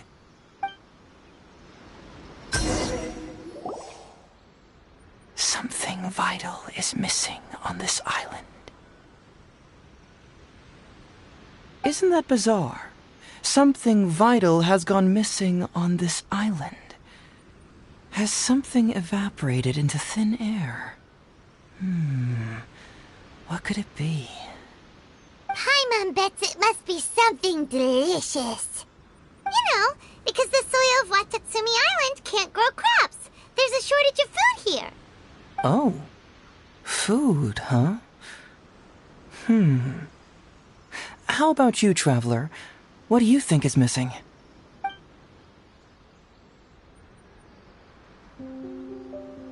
You mean the Great Serpent? Well, that's an interesting answer. But the Electro Archon hasn't abandoned this place. Interestingly, I didn't have the same dream again after I left this place. So I became even more intrigued. Was this really just some random dream? Some people believe that dreams represent the Divine's helping hand, which I suppose is understandable. However, if you ask me, dreams have nothing to do with the gods. Instead, they are flashes of intuition. It was my intuition telling me that there was something important about this island that, poof, suddenly vanished. So I decided to accept this little commission from my intuition and investigate to see if I could come up with any compelling findings. Unfortunately, the investigation has had little progress up to this point. Who knows? I felt there was something peculiar about them, so I pretended to get captured to see if there were any leads that would surface. And that's when you showed up. Nah, don't worry about it. These guys were just a bunch of small fries. Besides, your arrival is much more important to me. I have a feeling you can help me find the answer to my dream. So how would you like to partner up on this one? We can work together to solve the mystery. Yes, of course, I understand. But let me ask one more question. Did the police station say they are looking for me because of something important? Well, then it's probably nothing major. Most likely they're short on staff or something petty like that, and they happen to remember their model employee. So since we're already here, why don't we just solve this puzzle together? Once everything is settled, I'll gladly accompany you back to the police station, or anywhere else you'd like to go. What do you think?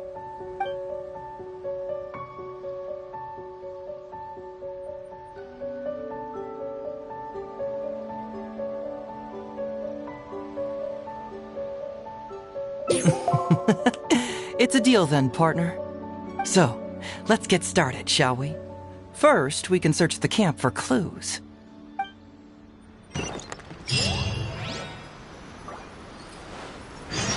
Hey, isn't this Crystal Marrow? Ooh, what's the shiny thing? Oh, it's a Sango Pearl!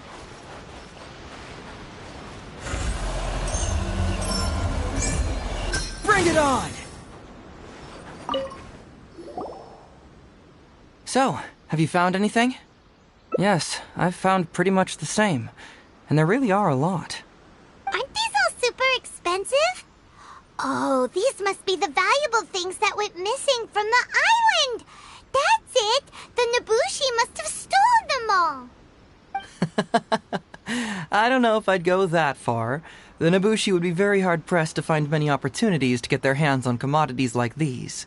Huh? What do you mean? Did the Nobushi gather all this themselves? No, that's unlikely. Crystal marrow is a rare material for crafting weapons, and Sango pearls are an even more precious commodity.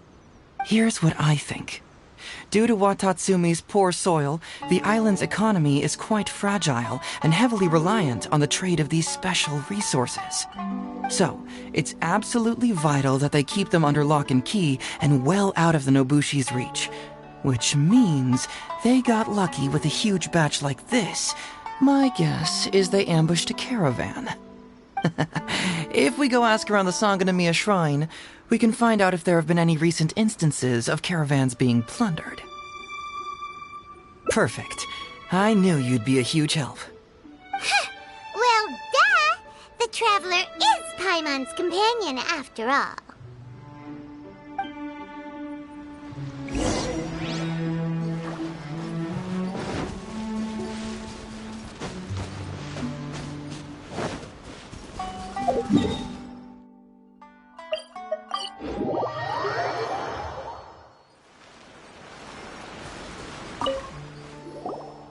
Captain, I see you found the detective.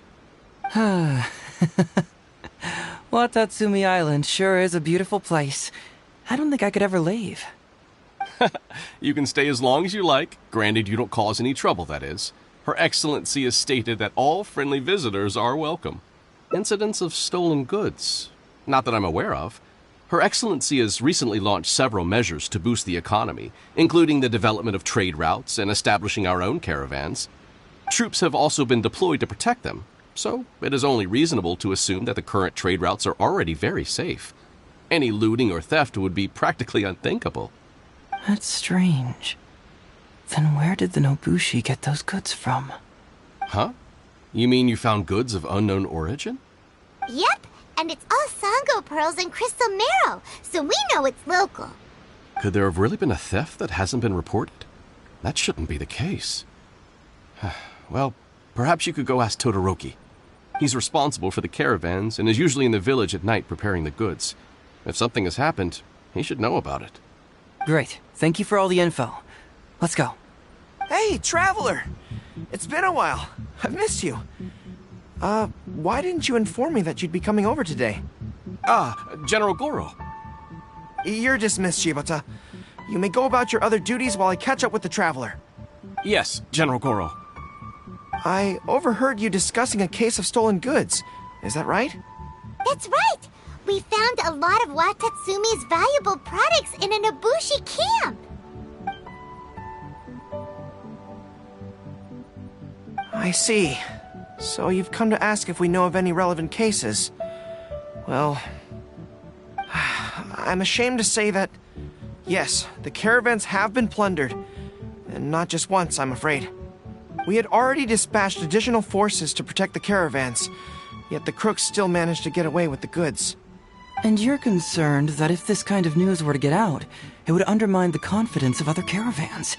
So you didn't make it public, and instead kept the news to only a select few. That's correct. I never expected you to be so concerned about Watatsumi's affairs, Detective Heizou. Just a force of habit, really. As a detective, I notice these kinds of things. Oh, so you two already know each other? Actually, I've only heard of Detective Heizou from the soldiers' reports. We've never met in person. Darn it. You're right. Now that you mention it, I've been on Watatsumi Island all this time and still haven't properly introduced myself. Man alive, please forgive me. It's a pleasure to meet you, General Goro. I'm Shikanoin Heizou of the Tenryo Commission. Yes, it's a pleasure to meet you too. I'd like to express my gratitude to you for stepping in and helping recover those goods. Don't mention it. You never know what you'll find when you're out for a stroll. But if the source of the problem is not addressed, I'm afraid this sort of situation will continue cropping up for you. Yes, of course. Not only have we reassured the affected caravans, but we also dispatched personnel to investigate the culprits. The reports indicated that the stolen goods were being delivered to a merchant of the International Trade Association named Godot. It all seems pretty unusual. We suspect that there are bigger players behind Godot, and that their target is none other than Watatsumi Island's valuable resources. But unfortunately, it would be difficult for us to investigate further, given that... Given that, Rito, the island where the International Trade Association is located is not part of your territory, yes. They have cleverly picked their base of operations. I can see you catch on quickly, Detective Heizou. It's my guess that you're telling us this because you're going to ask us to assist you in finding who's behind all this, right? You're always thinking one step ahead. Yes, those were exactly my intentions. And of course, we will prepare a generous reward for you. The recent end of the war, trade and commerce have now become an important component of Watatsumi Island's development. Ensuring safety of the trade routes is critical, and we can't afford any further incidents. So, will you please help Watatsumi Island, Detective Heizou? I'm willing to assist, but it all depends on what he wishes. Great! With both Detective Heizou and the Traveler on the case, I'm sure it'll be solved in no time. The situation is now in your capable hands. I look forward to hearing your report when you get back. All right, we'll take care of it. Traveler, let's go discuss where to head from here.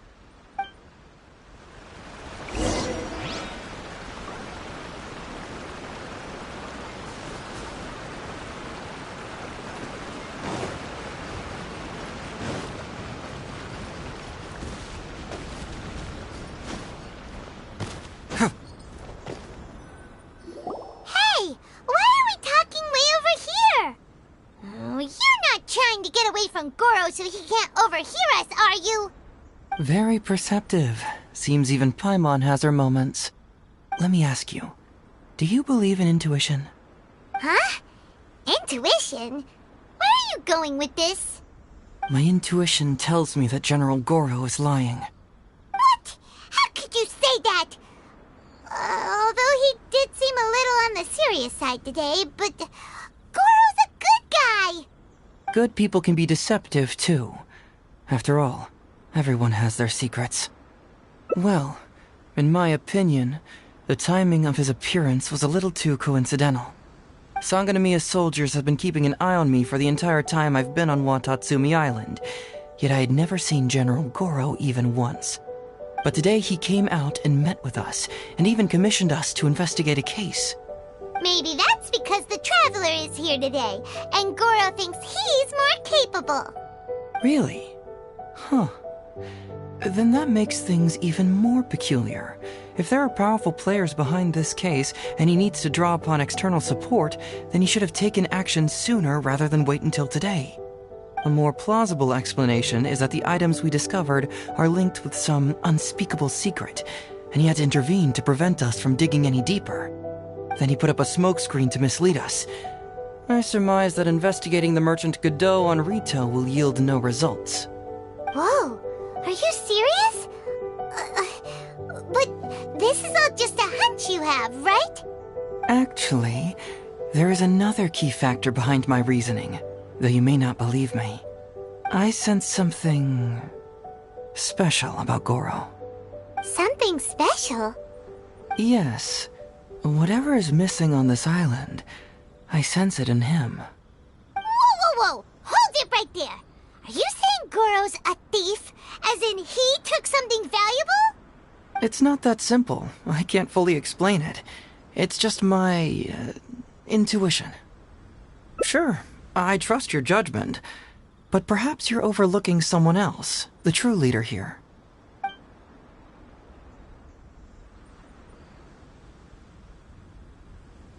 It's simple. We should just investigate whatever it is they're trying to hide from us. And what were we planning to do just before Goro showed up? Oh, we were going to talk to the leader of the caravans. Yeah, someone named Todoroki. Bingo. There's no time to lose. Let's go talk to this Todoroki.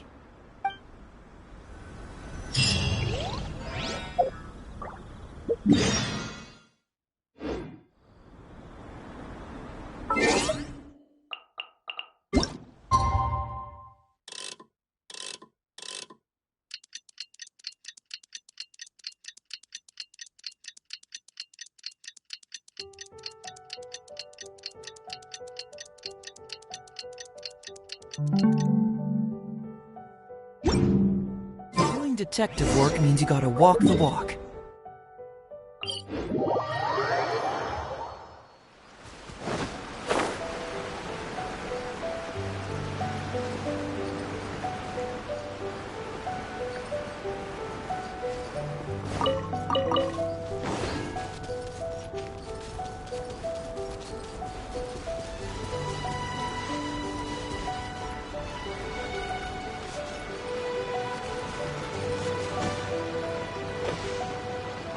Todoroki, the shipment has arrived and is ready for inspection.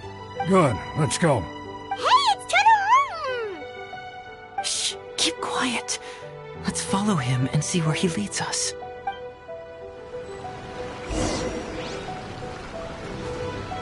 Man alive! Todoroki, the shipment has arrived. Good. Hey, it's Todoroki! Shh, keep quiet.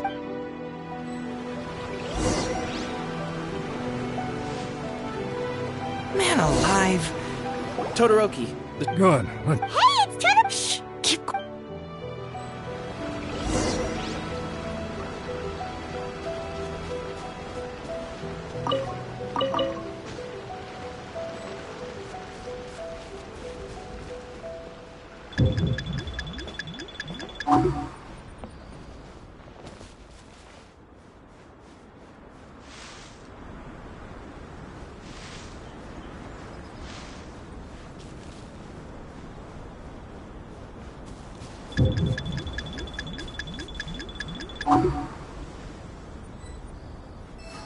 Your intel was spot on. When we arrived, the Nobushi were all still asleep. We captured them all, and the goods were retrieved and brought back here. I'll take a look. Everything seems in order. Good work. It's nothing. Thanks to the efforts of your caravan, the price of grain in the village has decreased. That's right. And who would have thought that the injuries we sustained during the war would have such a lingering effect on our bodies? But thankfully, you also brought back some life-saving medicine. Things are improving, thanks to the help from those up top. Oh, by the way, what is the state of the village's inventory? Make sure that it's confirmed tonight. I have to leave tomorrow morning after I go to the Sangonomiya Shrine and get instructions from General Goro. Don't worry. We've already prepared the list. Just follow us. Huh? The soldiers from Sangonomiya seized the Nobushi's stolen goods? But didn't Goro say all the stolen goods were headed to the International Trade Association? And Todoroki said he'll get instructions from Goro tomorrow. Interesting. It appears these seized goods were never stolen. There's something else behind all this. This box is packed so tight! It looks like it could burst! Let's see what's inside! Huh? What are all these plants and flowers? Oh, there's a small note here!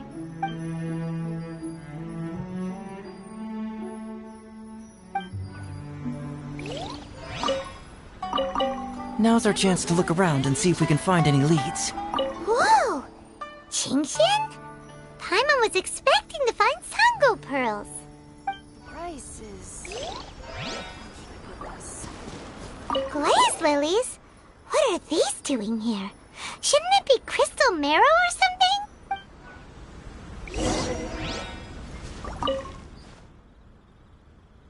So, did you find anything? Whoa! Look at all the Qingxian! And glaze lilies too! There are also tons of other plants and flowers Paimon doesn't know here. Weird. These are valuable raw ingredients for producing medicine. If these few crates were to be imported from Rito, the price would be jaw-dropping. On top of that, these items seem to lack a tax clearance certificate, meaning that they were most likely smuggled. Yes, very interesting. Now, where did the Nobushi get these goods? How about you? Did you find anything else?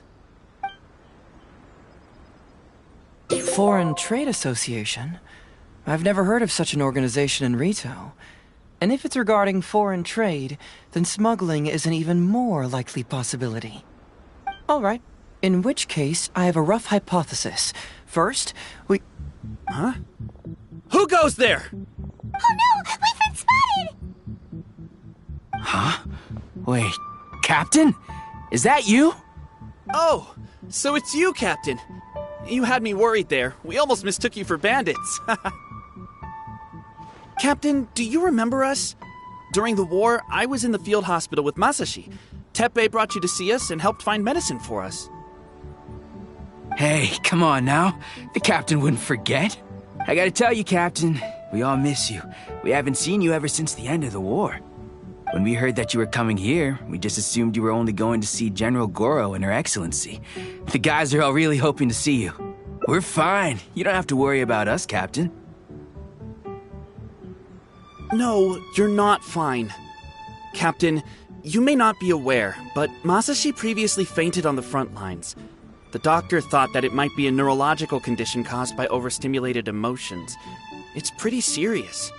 According to the doctor, if it hadn't been for the medication he's been taking, he would have developed dementia. And that was assuming the best case scenario.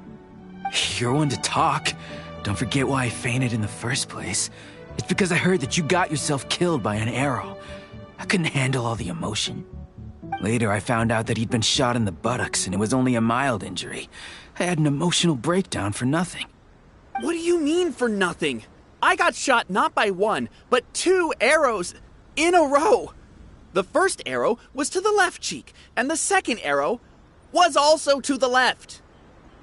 And because the arrows were poisonous, the wound still hasn't completely healed yet. I have to apply ointment every day, and I'm constantly worried it might reopen while I sleep. Look on the bright side. At least we're still alive. Yeah, I suppose you're right. But enough about us. What brings you here, Captain? These goods were all seized from the hands of Nobushi and treasure hoarders. Todoroki was the one who provided us with the intel. He mentioned there were bandits here and there, so we went and took care of them while also confiscating the goods. By the way, Captain, you still haven't met Todoroki, have you? He's the one we're working for now. Her Excellency recently announced plans to stimulate the economy and created the caravans, with Todoroki at the helm. Yeah, he's proven to be quite capable. Even though he was just a farmer before, he's now successfully running the caravans. And his two sons were also our brothers in arms. Both received a special medal of honor from General Goro, which is quite remarkable, don't you think? So, as injured veterans, we've been reassigned to Todoroki. He's the one who gives us orders and pays our salaries now. What do they call that again? It's called changing careers, dummy. Ah, right. Changing careers. Anyway, I think the whole caravan thing is wonderful. Our region wasn't very prosperous to begin with, and the land can't grow any crops. We have to pay a hefty price just to get basic food from outside. I can't even imagine trying to maintain and feed an army like we did during the war. I see.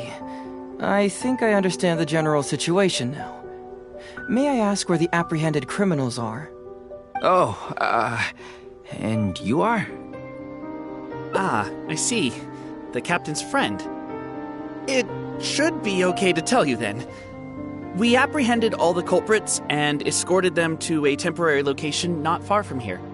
Unfortunately, Masashi and I have other duties tonight and won't be able to take you there. Why don't you wait for a moment and I'll find someone else to show you the way. I'm pretty sure I've already got a grasp on what's going on. All I need now is to confirm it with the apprehended bandits. Let's go. Are you still a little confused? Let me help connect the dots. This whole thing was actually quite similar to a case I once worked on previously. It was a case involving the trade of prohibited items, and they employed an old trick to execute the deal. The culprit would first go strolling down the street until they knocked over a pedestrian on purpose. Sir, please forgive us, sir. We are nothing more than petty thieves. Sir, what do I look like? A commissioner? Does my friend here look like a commissioner to you? Officer! Officer! First, I'm gonna need to ask you a few questions. Sure. Go ahead, ask anything. The soldiers discovered many valuable goods in your camp. The goods don't appear to be from around here, so the question is, where did they come from? Oh, the goods? Right, we picked them up at the beach. You picked them up? Well, no, we, actually stole them. Be honest now. Tell me the whole story. Yes, sir. I mean, officer. We took those goods from a small merchant ship just off the beach, but we didn't exactly steal them. You see, the ship's guards all took off running the moment they saw us. They abandoned the goods, and we simply came and picked them up. But next thing we know, a group of soldiers arrives, and we're all apprehended. Talk about bad luck. We didn't even have a chance to stash away the goods before we got caught. You say that the merchant ship's guards fled without putting up a fight. You expect me to believe that? We just assumed they were scared witless and didn't have the guts to fight. I'm not bragging or anything, but our boss is pretty intimidating. With his massive muscle and strength, he could scare anyone. You really expect us to believe all this? No, you gotta believe me. Just the other day, we scared off an entire squad of soldiers. When they noticed us, they went running and dropped their goods. I swear. I still remember seeing tons of Sango pearls and crystal marrow in that load. All nice and shiny, too. Whew, it was amazing. Unfortunately, a bunch of pirates came later and snatched those goods. It just happened that our boss had diarrhea that day and couldn't hold off the pirates. This luck of ours. Wait a tick. Pirates? Yep, no doubt about it. They came on a massive ship, and their captain was a pretty lady with an eye patch. We had no idea how powerful she was. It was like boom, boom, thud. Only took 3 hits before she knocked out the boss. A pretty lady with an eye patch? Oh. Does this description remind you of someone, Paimon? No! Okay. And how about you?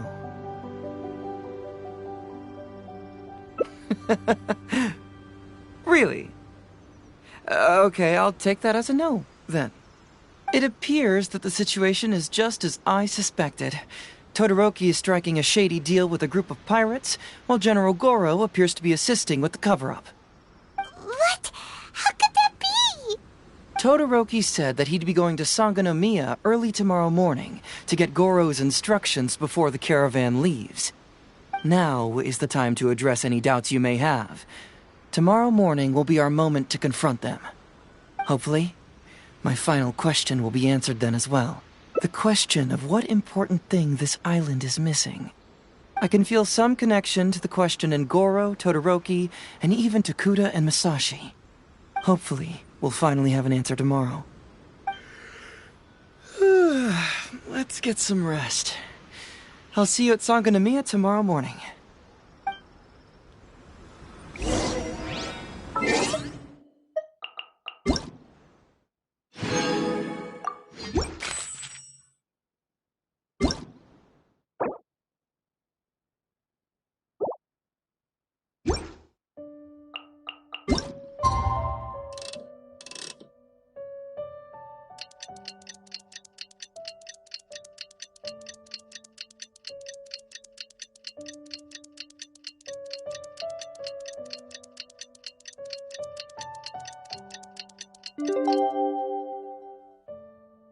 There's something in the air.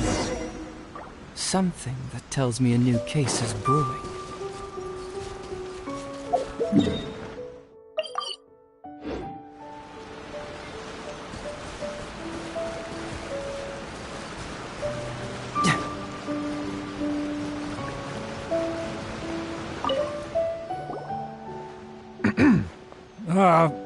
Who are you? Hello, Todoroki.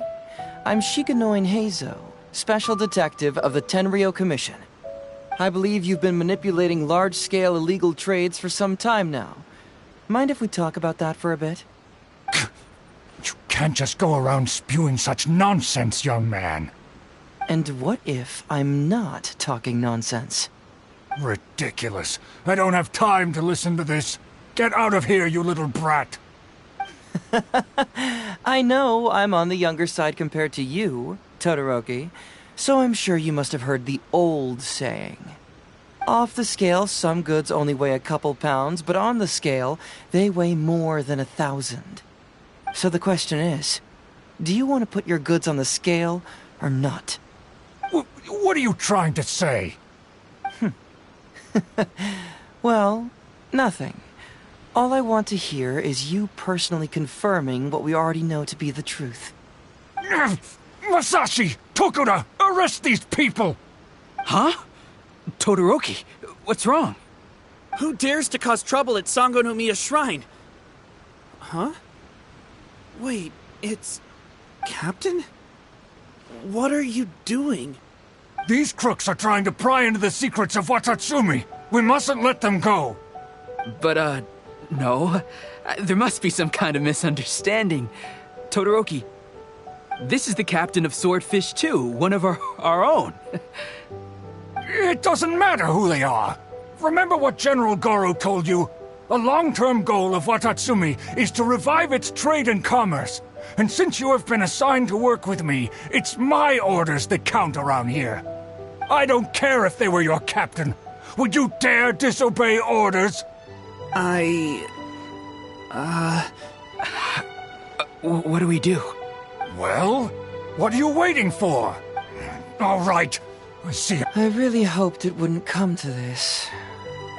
But here we go. Wait! Everyone, stand down! General Goro! You're here. My apologies. Traveler, Detective Heizou, I wasn't telling you the truth. Todoroki, the Traveler here is the hero who saved Watatsumi Island. Without him, Watatsumi Island would never have found the peace it has today. We mustn't raise our weapons against him. How could you be so naive, General Goro? If we let them go free, then who's to say the Shogunate won't come after us tomorrow? If the Shogunate decides to investigate, we won't be able to hide the truth. I wouldn't allow them to take you, Todoroki. Let's not kid ourselves. If going to jail could solve the problem, I would go and turn myself into the Tenryou Commission right now. The question is, what are we going to do with the goods? Will you be able to keep them? Not to mention the chance of astronomical fines. Can you afford that? Goro, we both know that Watatsumi Island is a barren land. Plant 100 radishes here and maybe only 3 would grow. And those 3 combined would still be smaller than just 1 carrot imported from elsewhere. You can't grow food or medicinal herbs here, and if we buy them from Rito, we pay exorbitant taxes. My eldest son died fighting on the battlefield. But do you know how my second son died? He died because there was no medicine to treat him. You awarded both of them medals of honor, but did that save their lives? Can medals heal Tokuda and Masashi's wounds? No. It was the medicine that I got that saved their lives. If we detain them today, the Shogunate will never know what we've done. Besides, we're only a few months away now. We will set them free once the new bill is passed in just a few months, and everything will be okay. None of what happened here will be mentioned again, and life on Watatsumi Island will continue to improve. I understand, Todoroki, but they won't... I can trust the Traveler won't, but the detective here is a Tenryou Commission officer. Forget it. You're the General. It's a new commodity tax bill currently being drafted by the Kanjo Commission. The bill exempts taxes on goods that are in short supply on Watatsumi Island. Once the bill is introduced, we'll be able to buy commodities that we need from regular marketplaces. Oh, I see. Man alive. I wish I had known sooner. In that case, how about we put your fears at ease and I'll stick around here a little longer. You know, until the bill is introduced. Huh? Detective Heizou, are you saying that... You mean you're willing to stay here, young man? Come on, you two. What's with the strange looks? You've been keeping me under close surveillance, haven't you? Surely you must have noticed that aside from being a detective, I'm also an ordinary tourist who likes to enjoy good scenery. I believe that after the new commodity bill is passed, there will be more and more traffic between the two sides, and more people will be coming to visit Watatsumi Island. I have to take the opportunity now and enjoy this place while I still have it all to myself. Before long, tourists will start pouring in. Thank you, Detective Heizou. On behalf of the people of Watatsumi. My pleasure. But one good turn deserves another, does it not? Oh, you mean there's something you wish to request? I suppose you could say I'm from the Shogunate, but the traveler next to me isn't. As far as I know, he's planning to visit other nations soon, and it is unclear if he will return to Narukami Island or not. Therefore, there's no need to limit his freedom, right? I'm sure no one else will hear of what happened today. Am I right, traveler?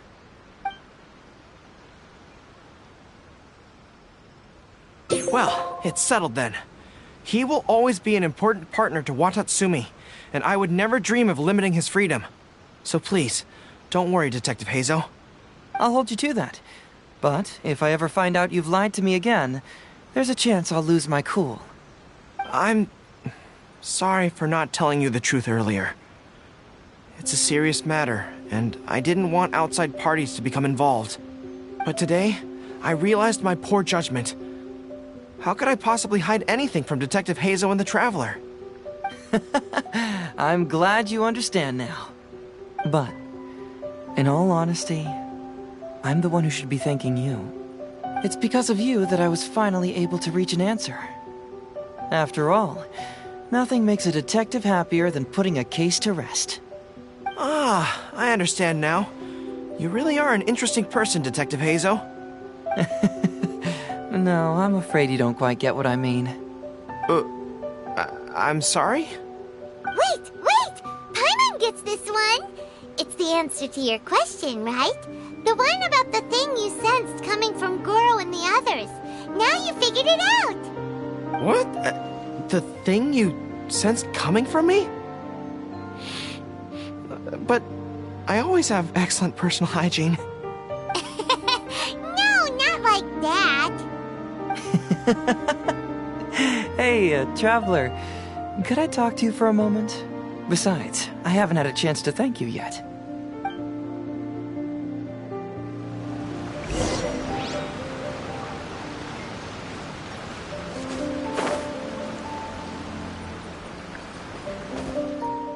Hey, there you are.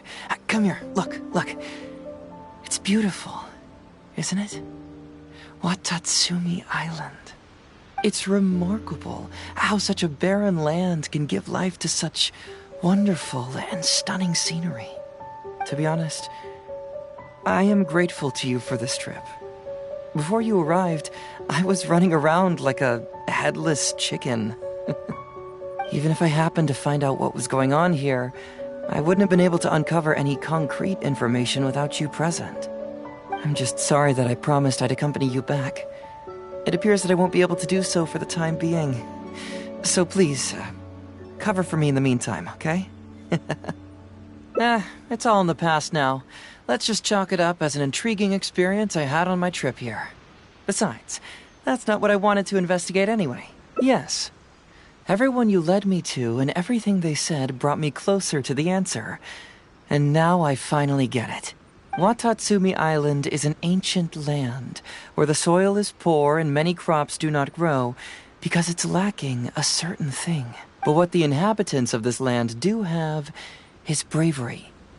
They were courageous enough to stand up and resist the gods and accomplish what they knew could not be done.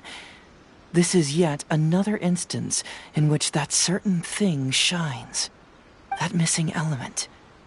That certain thing is what I sensed present in Goro, Todoroki, Tokuda, and Masashi, which is the true vitality of this land. I guess I was mistaken when I declared that something was missing. That something from this island had evaporated into thin air. Because even something that evaporates is not gone. It's still there, just in a different state of being. When water is heated by fire, it evaporates and eventually finds its place in the sky. Similarly, when the land was harmed, its vitality evaporated and eventually found its place among the inhabitants. This is the final answer I've been searching for. Anyway, thanks again. You know, even though we just met, I wish you could be my partner all the time. Call me Grady, I guess. But, of course, I know that's impossible. You have your own journey to complete. So I'll just keep doing what I can. Hopefully keeping my memories from evaporating safe and sound in my mind. That way, I'll always be able to remember these beautiful things. The beauty of Watatsumi Island, the people who are full of life and vitality. And you two, who are by my side.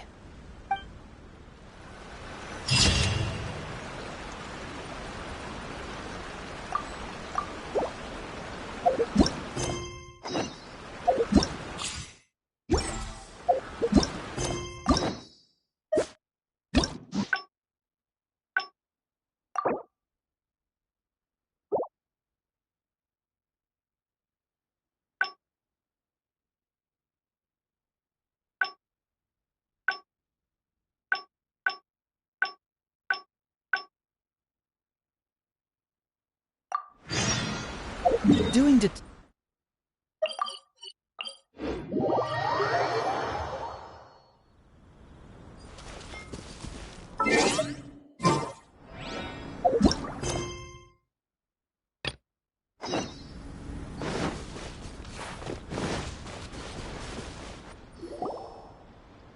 Something vital is missing on this island. Isn't that bizarre? Paimon bets it, because the... Oh.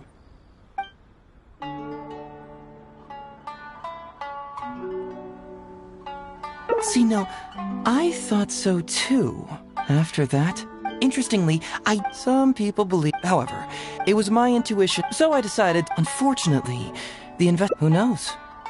Nah, don't worry about it. So how would you like to partner up? Yes, of course, I understand. Well, so since we're already here, once everything is settled...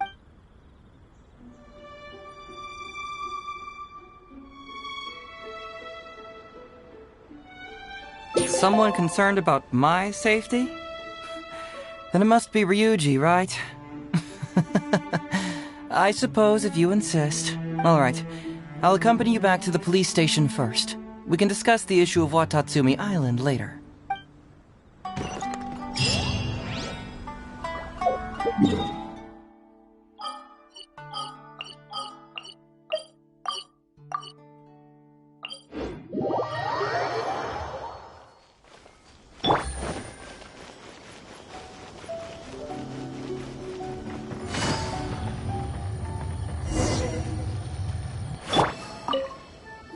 Oh, look who showed up. Heizou, you're finally back. Listen, if you took any longer to come back, everyone at the police station would be toast. You say that every time I come back, Uesugi. However, something does feel a little unusual about the police station this time. Come on, would I ever lie to you? Madame Kujo-Sara is here, and she's on the warpath, so be on the lookout.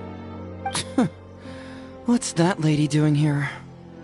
Doshin Shikanoin, I see you finally returned. Please, enlighten us. What have you been doing recently? Okay.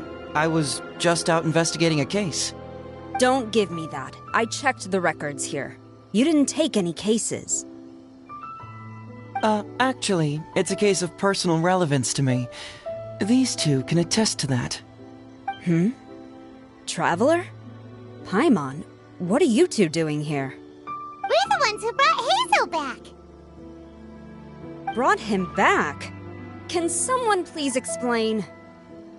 Well, Madame Kujo-Sara, because we couldn't locate Doshin Shikanoin, we commissioned Detective Ryuji from the detective agency.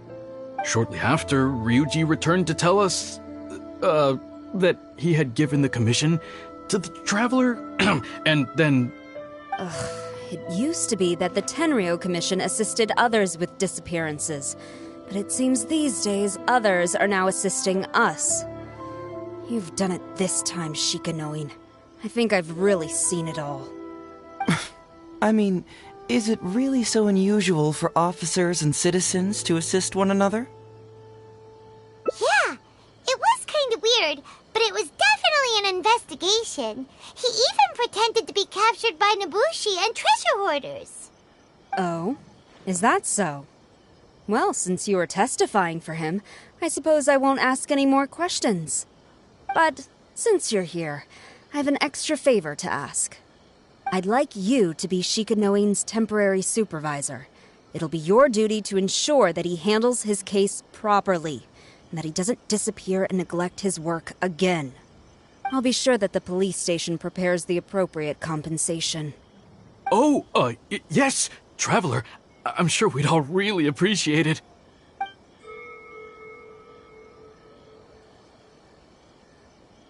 Heizou seems to be happy with the idea. You should thank the Traveler this time, Doshin Shikanoin. Otherwise, I don't think I would have let you off so easily. Here, take this letter of complaint. It's written against you. Please consider carefully what to do with it. I do not wish to see another one. Understood? Huh? Someone filed a complaint? That can't be right. Why would there be a complaint letter? You must not be doing your job properly, and now you're attracting complaints. No, it really doesn't add up. You two don't get it. Although Madame Kujo-Sara just made some harsh remarks, we all know that Heizou-senpai is a real whiz when it comes to cracking cases. He's the biggest asset in our team. Several leaders have risen through the ranks as a result of his achievements. He's definitely no slacker. Then he must have gotten himself into some kind of trouble trouble. Well, let me see what's the deal here. Oh, and since you agreed to be my temporary supervisor, you'll find the desk where new case files are kept right over there. Would you mind helping me check what cases I need to deal with? Of course, but first I have to confirm what's going on, and whether or not the letter's legit. Please, have a look at the case files first.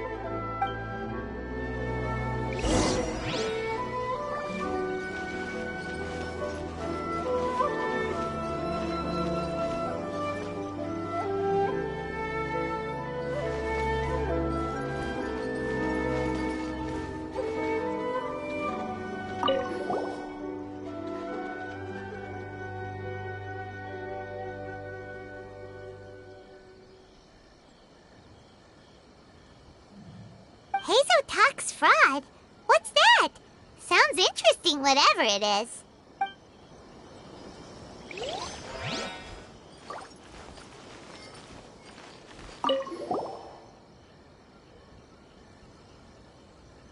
What? Not him again.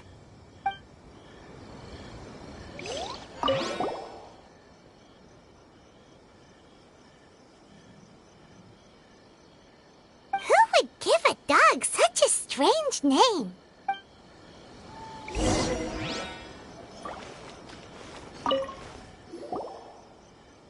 So, have you gone through the case files? Is there anything that caught your eye?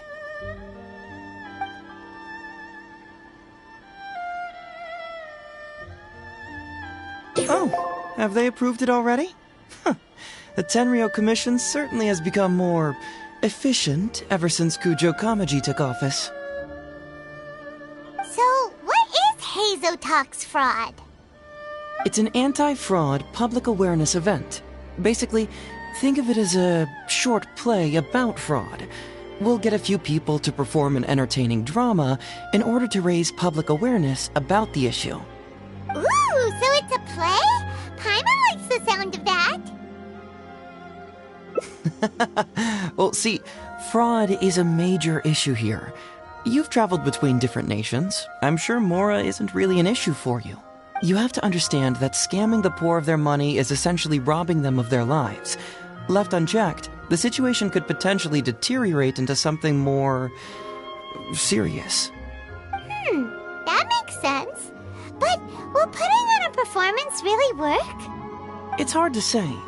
Preventing crimes is more difficult than solving them, there's no doubt about that, but prevention is also a more worthwhile cause. Maybe only a small number of people who attend the event will ever actually encounter a scam artist. And even then, of the handful of attendees who encounter said scam artist, I doubt many of them will be able to see through the scammer's ruse.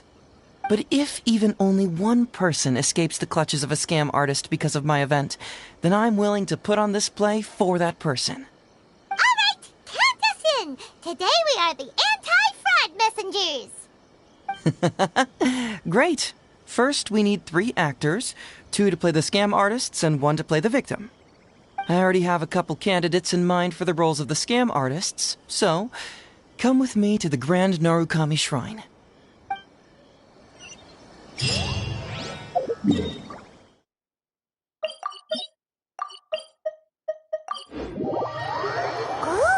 if we're going to the Grand Narukami Shrine, are you planning to recruit Miko for your play? She'd be really good at acting. Well, I guess you'll have to wait and see. Heizou, what are you doing here, you little brat? Oh, and the Traveler, too. So, I assume you're here to see Lady Yae? Hey, come on, cuz. Maybe I'm just here to see you. Don't play your little games with me. If the Traveler isn't looking for Lady Yae, then you must be here looking for Etsu, right? You still know me best, cuz. Please wait here. I'll go get her. Huh, so we're not here to see Miko? Bummer. I'm flattered, but even if I wanted to, do you really think I could convince Lady Yae to join a little event like mine? Get the Traveler to ask her next time. He can do it. Well, hello, Detective Heizou. It's been so long since you last came to see me. You know, it's cruel to keep a girl waiting. Hey, community service isn't all bad, is it? I'm sure it's better than prison, at least. That's right. I was careless and found myself caught up in a case of fraud. Detective Heizou arrested me, and I was sentenced to prison. For the record, I'm not the one who technically arrested you. Oh, come now, Detective Heizou. Don't pretend like you don't remember the part you played. You have a cold heart, Detective. Colder than an icicle in the middle of winter. How would those Doshin have nabbed me if you hadn't provided evidence of my involvement and whereabouts, They were so bland and functional. Not like you, Detective. When you took me down, you knew exactly what you were doing. So, how did you end up here at the Shrine? I'm here doing community service, of course. After all the information Detective Heizou managed to squeeze out of me, he promised to help secure a reduced sentence from the court. But in the end, they hardly reduced my sentence at all. Even after serving a lengthy prison term, I am still required to perform community service. I have to spend the entire day sweeping leaves or wiping floors. Just look at what the work has done to my soft and delicate hands. So, don't believe a word that comes out of his mouth. I helped you get community service because you were credited with assisting the investigation. But if you find it too exhausting, I can always send you back to prison again. Oh, come on, Detective Heizou. Now you're just toying with me. Don't give me that. Listen, I'd like to invite you to the anti-fraud event I mentioned last time. It's tomorrow night, and you'll be a VIP guest. Let's see. Appearing in the event would be equivalent to, 5 days of community service? How does that sound? Only 5 days? That's hardly anything. 5 days not enough? Okay, how about 4 days? Hey! That's a day less than what you just promised me, Detective Heizou. Oh, my mistake. 3 days. All right, I'll go. Just stop playing with my heart. And may I ask, will they also be coming as a guest tomorrow night? No wonder you're treating me so coldly today, Detective Heizou. Looks like you found someone else to keep you company. And what a charmer they are. I get what you see in them. I mean, you'd have to be blind not to. Etsu, now's not the time. If I hear you talking like that to my friend again, I'll make your community service even more unpleasant than your time in prison. Oh, I'm so sorry. I had no idea they were your friend. Really. Well, now you do. Just be sure you're ready tomorrow. I'll send you the location, time of the event, and the script, so don't be late. All right, on to our next candidate. He should be in town right about now.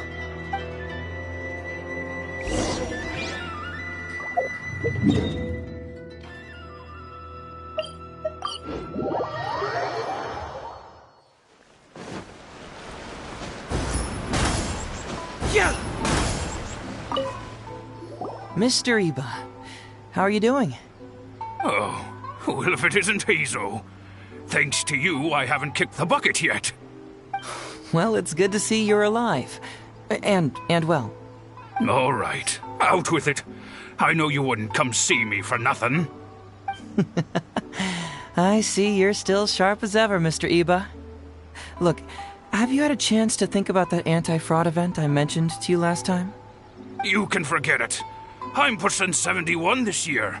You think I want to make a fool of myself? Are you sure? You know, this event is very well funded. And now that the Sakoku decree has been repealed, I heard that your granddaughter Kazumi wants to take the chance to travel. If you participate, she can go without worrying about money at all. Huh? How did you know? Sure, I paid a hefty fine at the time, but I can still afford her travels. You're Heizou's colleague, aren't you? How haven't you heard about this? Well, it just so happens that Mr. Iba was a well-known figure in Inazuma back in the day. His Iba Trading Guild was even bigger than the current International Trade Association. Don't bring it up again. If I hadn't been misled by that foreign merchant, I never would have become a commercial scammer. Fortunately, young Heizou here has some respect for the elderly and applied for a probationary sentence. Otherwise, I don't think I would have ever seen the light of day again. Well, if Heizou was so good to you, then you should help him out too. He's not as innocent as he looks, you know. He just knows it's easier to get information when we're chatting outside. Ask him if you don't believe me. Those are some pretty harsh words, Mr. Iba. Anyway, I can't help you with that, event, or whatever you call it. Ah, man alive. What should I do now? I already told Kazumi that you'd show up and caution everybody about avoiding fraud. I'm sure it'd be beneficial for everyone, and Kazumi even agreed to come and listen. How can I explain to her that you were too worried about being embarrassed? Oh, she might even think that you feel no remorse at all. You imbecile! You should have told me about this first! Come on now. How could I have known that you'd refuse to participate? Why, you... You sure are a crafty one, just like your father. So you'll join us? What choice do I have? Using my granddaughter to force me into some event. People these days. The world needs you to step up. I will send the time and place of the event as well as the script, so don't forget to prepare. All right, very well. Well then, now we only need to find the last person to play the role of the fooled victim. We don't want someone too clever for this role, otherwise they'd see right through this ruse and the drama would come to a grinding halt. Not too clever. Oh! Paimon knows the perfect candidate. Oh yeah, I know that guy. I've seen him in the police station a handful of times, though I've never actually spoken to him before. Do you know where we can find him? Well, we did just see a file called the Prince of Mischief in Hanamizaka. That's gotta be Ito. He must be in Hanamizaka. Alright then. To Hanamizaka we go. Oh, but knowing his reputation, I'll need to bring a little something along just to guarantee we can secure his participation. You go ahead. I'll catch up.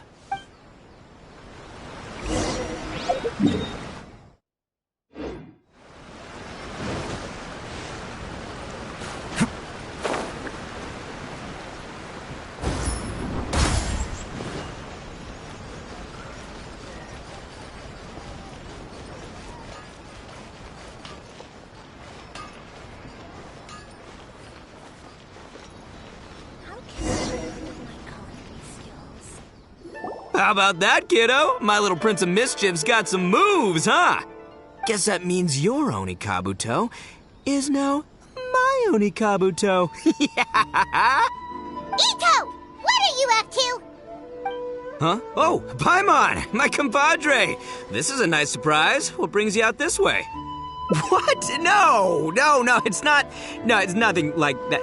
They let me look after their Onikabuto just for a little while for safekeeping, and then, once they've gotten stronger, they can come and take him right back. You win some, you lose some.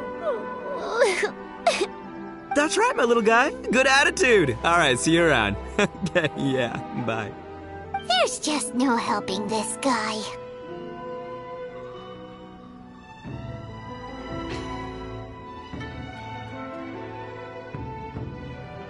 Oh, an anti-fraud event? I'll level with you, compadre. I have no idea what that is, but if you want me there, I can think of nowhere I'd rather be.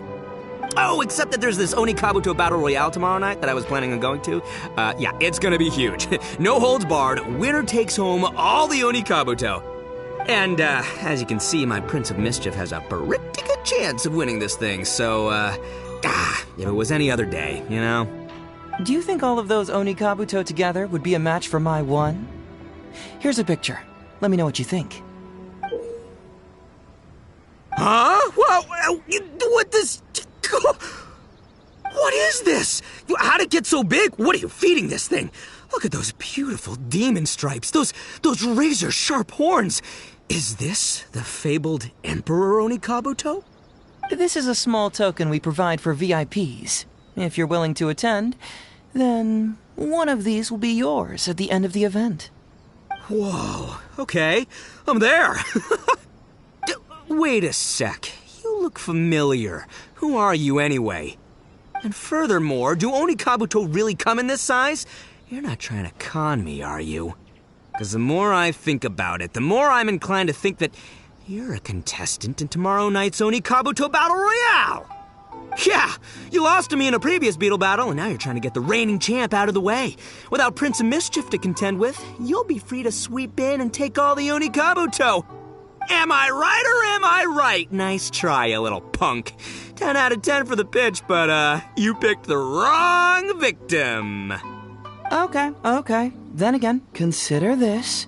If your Prince of Mischief isn't competing, what's the point of me taking part? After all I'd stand to win is a bunch of puny little larvae. No? Well, you've stumped me there. You are completely right. I can't believe I didn't think of that. Sorry, my bro, my main man, my buddy. I had you all wrong. So, you're sure this guy's our best choice? Yeah, see? He was already wondering if you were trying to con him. Then allow me to introduce myself. I'm Shikanoin Heizou. I've seen you around a few times before at the police station. Huh? Oh, yeah, I remember now. No wonder you looked so familiar. You were that guy who was in for stealing other people's Onikabuto, right? Listen, Heizou, hombre, did you apologize to them? You can lose like a man, you can win like a man, but you can never steal like a man. And that's a little Ito nugget. Ito! He works there, for crying out loud! He's not one of your fellow inmates. What? Oh, jeez. What's wrong with me? How could I forget? Of course I know you. I remember you now. For real, this time. You're the guy who sells lavender melons at the station, aren't you? A lavender melon seller? At the police station? Don't be ridiculous! I know what I saw, okay? Several times now I've been sitting there starving in jail when this guy comes and slips me a few lavender melons on the sly. Didn't even want payment. Solid guy. Yeah, that was me. But it was only because your assistant, Kuki Shinobu, asked me to look out for you. What? So Shinobu was behind it? Wait, so, hombre, you're not a lavender melon seller? Look, we're getting hung up on all the wrong details here. The important detail right now is that I am the host of tomorrow night's event. And if you show up, the Onikabuto in the picture is yours. Deal? Deal, done. But, could I get another look at that picture first? Just a little peek-see? You'll have all the time in the world to inspect the real article once the event's over. Okay, sure. I can wait. So, hombre, is there anything I need to do to prepare? Because if I'm doing this, I'm bringing my A game, all right? No half measures here. I'm gonna do this right. He sure picks his moments to start acting responsibly. Okay, so for this event, you, my, bro, will be participating in a short anti-fraud play along with 2 other VIP attendees. The main thing we ask is that you just relax. Try not to be nervous. I have the script, right here, if you want to take a... Script? It sounds like someone's never seen the Arataki Gang perform before, huh? Don't you worry, hombre. The Arataki Gang is a little beyond the need for scripts. You'll see, this Onikabuto will be well worth your investment. You, don't need a script? Wow, well, now I'm excited. See you there tomorrow night. You bet. I'll be there. I'm gonna tell the gang about this, too. They'll all be there to support us.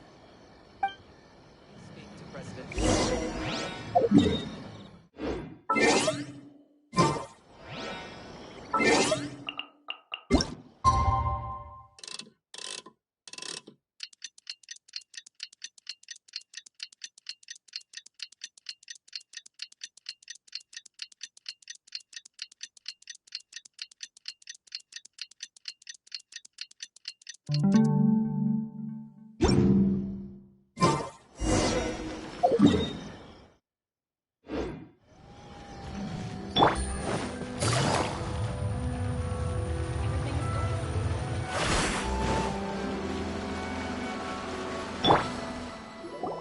almost time. Everyone ready? All right, then let's get this show started. Oh, I can't wait, Mr. Heizou. Let's get going, Heizou. Emperor Oni Kabuto, hang in there, Your Highness. I'm coming for you. It takes years to make a fortune, but only a moment to lose it all to a scam artist. Welcome to the first Heizou Talks Fraud. I am your eponymous host, Heizou.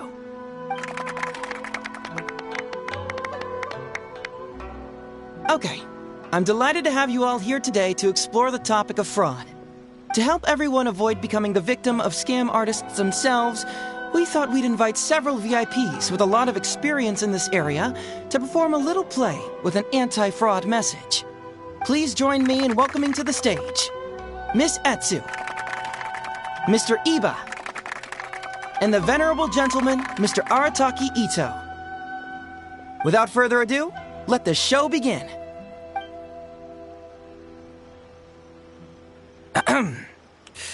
It was just another bright sunny day when a distressed Miss Etsu brought her elderly grandpa, Iba, into the police station to report a crime. There... Doshin Arataki, please help us! My poor grandpa has been defrauded! Doshin Arataki? You talking to me? Perhaps for want of familiarity with the script, a confused look creeps over Doshin Arataki's face, and he asks himself that age-old question. Who am I? Yes, you are Doshin Arataki! You're Doshin Arataki! Oh, so I'm in the play. Right, yeah. Okay, got it. I'm a Doshin, of course. Okay, I got this. Ma'am, can you tell who it was that defrauded your grandfather? Rest assured, the Tenryo Commission and I are here to bring them to justice. I don't know. It was too late when I found out. They took all of my grandpa's money, and all they left was this note. Doshin Arataki frowns as he realizes this is more complicated than he thought. He takes the note in his hand and reads it out loud. I am the Raiden Shogun. I am currently being held hostage by the Crux fleet and urgently need 200,000 mora to secure my release. Please place the ransom mora on the north coast of the deserted island. When all of this is over, I will promote you to General of the Tenryo Commission. It's the almighty Shogun. We cannot let Her Excellency come to harm. But this is a scam, surely. I mean, 200,000 mora? Kinda lowballing it for the Electro Archon, don't you think? Shouldn't it be like, 300,000 at the very least? Well, I sure thought so, but Grandpa's already parted with the money. Well, then we gotta get it back. Is there still time? Before I could go out to look for it, Grandpa received another note. Doshin Arataki takes the note and reads it out loud. I am Miss Hina. I am currently raising funds to publish a photo book. I urgently need 300,000 mora for publishing fees. In return for your support, you will receive a limited edition signed photograph. It's Miss Hina. We can't leave poor Miss Hina in a tight spot. You're right, Gramps. Is 300,000 mora enough? I can spare some too if we need to make up the difference. Maybe I can get a photo of Miss Hina too. We gotta help Miss Hina out here. It's a scam, Doshin Arataki! Snap out of it! Oh, right, because if Miss Hina needed funds, she'd come to me first, as her #1 fan. Why would she go asking this old geezer for help? These con artists don't know who they're up against. Well, anyway, not long after Grandpa handed over the money, he received yet another note. Doshin Arataki grabs the note and reads it aloud. I am Arataki Ito. I was recently framed for a crime I totally did not commit, and now I'm stuck here in prison. I am in urgent need of 500,000 mora as bail. In return for your help getting me out, I will bring the whole gang over to thank you personally at your house. Must be a scammer, surely. I've never heard of this person, and they're asking me for 500,000 mora. Wait a minute. This is a scam. I'm Arataki Ito. You are? But your name tag says... Doshin Arataki follows Miss Etsu's gaze to the name tag emblazoned on his chest, which reads, Arataki Shmito. What kind of whack job script is this? Am I me or ain't I? So, the bail money? Nope, no way, not a chance. Arataki Ito would never ask innocent people for mora in order to post bail. Whoever wrote this is a liar and a cheat, and we gotta get out there and get this guy off our streets. But just as Doshin Arataki is being overcome with righteous indignation, the sound of Miss Etsu's weeping brings his attention back to her.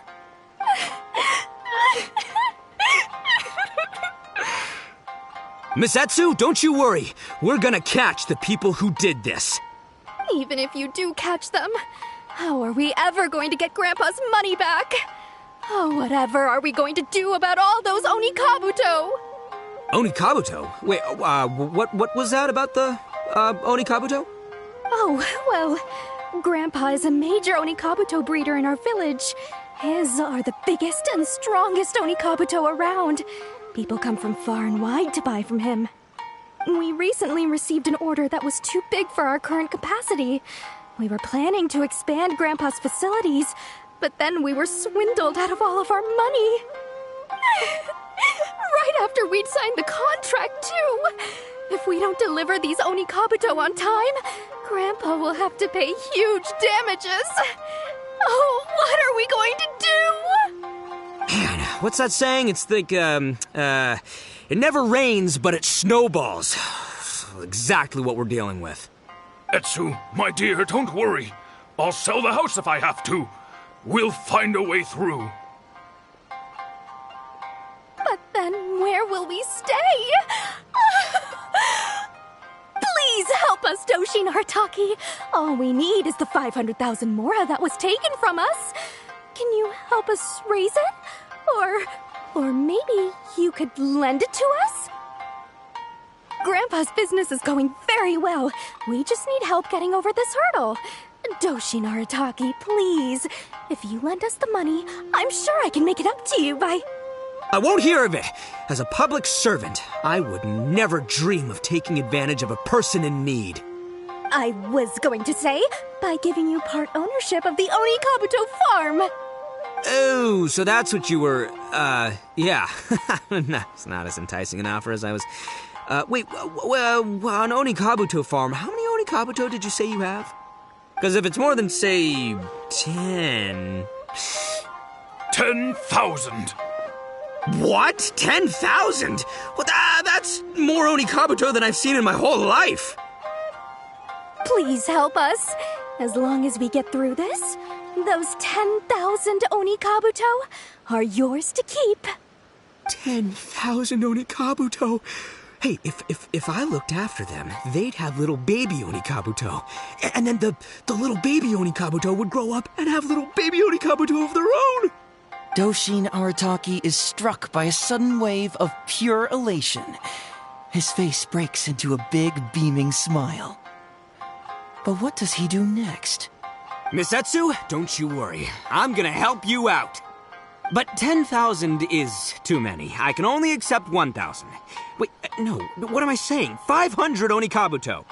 As a Doshin of the Tenryou Commission, it is my duty to serve. How could I abuse my position to take advantage of you? That's great news, Master Arataki. What a wonderful person you are. So strong and handsome and committed to doing the right thing. It's rare to find these days. Yep, that's me. All right, there's just one final question that needs answering. What question is that? The question is... Where's my Mora? Huh. Yo, Heizou, my hombre, question for you. What's my character's salary in the script? Oh, also, any inheritance or other lump sums I should know about? Basically, can I afford this 500,000 Mora? I mean, Schmito, I can afford it. Can Schmito? Ahem. Faced with a damsel in distress, Doshin Arataki fights to remain level-headed and asks that other age-old question. Where's my Mora? Suddenly, he feels a strange compulsion to slide his hand into his pocket where, it turns out, a bank check has been quietly nestled all along. He draws the check out and inspects it. Today is payday, and this is his salary. The amount? 500,000 Mora. Whoa, check it out! A check for 500,000 Mora! Where'd you come from, buddy? Misatsu, get this. Turns out I just got paid 500,000 Mora today. Well, here's your Mora. Thank you so much. Master Arataki, what's wrong? Doshin Arataki stretches out his hand. But wait! Just as he is about to hand over the check to Miss Etsu, he hesitates, tightly pinching one end of the check betwixt his two fingers. All he needs to do now is release the check, and it will fall into Miss Etsu's eager hands. But let go of the check he does not. Master Arataki, let go! Wait. Something's not right. Doshin Arataki is having second thoughts. Has something caught his attention? Has it aroused his suspicion? Has he finally realized the truth? So, this is an anti-fraud show, right? Huh?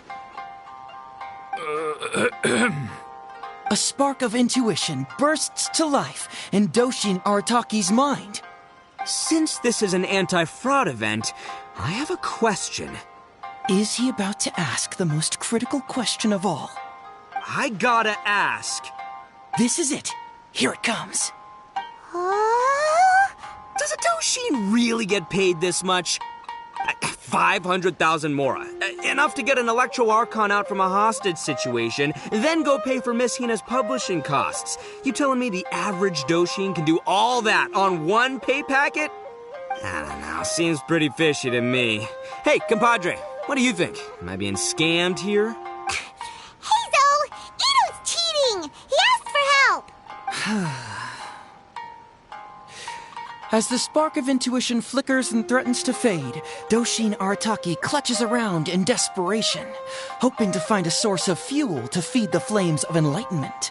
Traveler, are you going to help this poor man out of his predicament? Aha!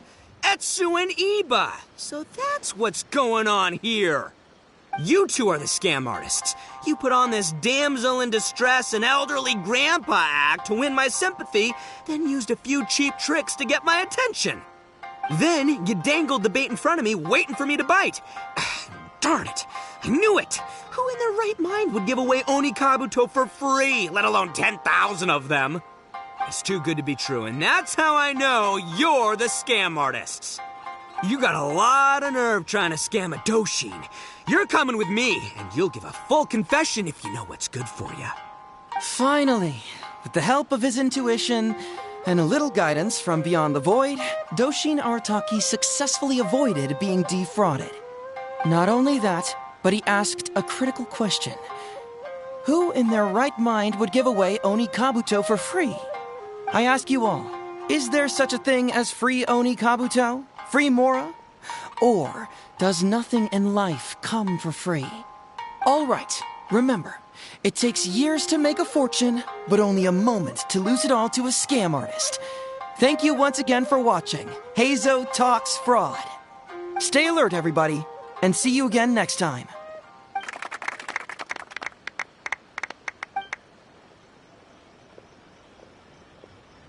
So, how's my acting? I think I did just fine without a script.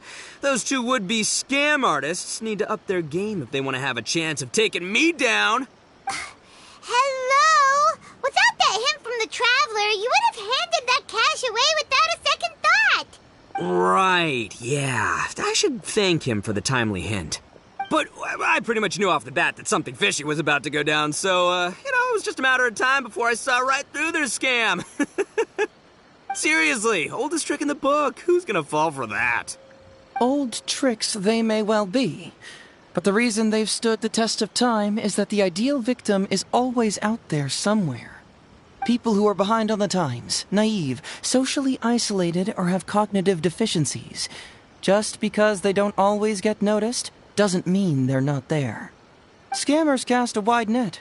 Sure, maybe 10,000 fish will escape, but they only need one catch for them to win and for us to lose. Well, no more losing from now on. Not with me here to protect everyone. I think we can all agree that my performance today shows I'm savvy enough to keep the scammers at bay. Don't be too confident. Anyway, Ito, my old... What was it again? Ah, yes, bro. Here's the reward you were promised. Ah, music to my ears. Emperor Oni Kabuto, come to Papa.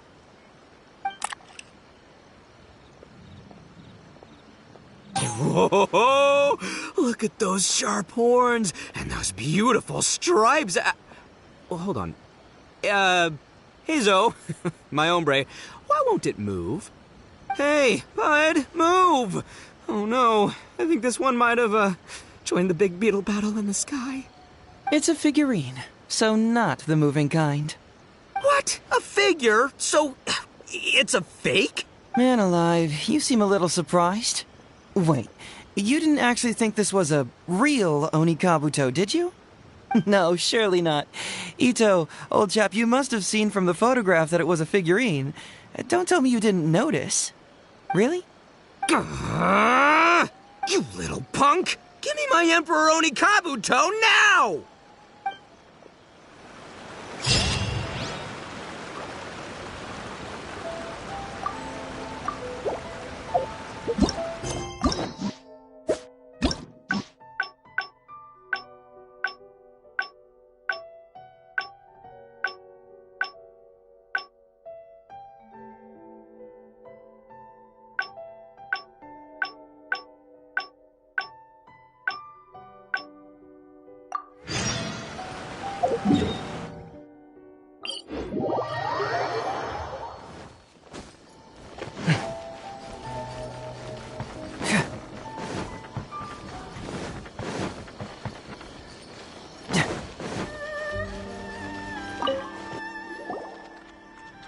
So, have you gone through the case files? Is there anything that caught your eye?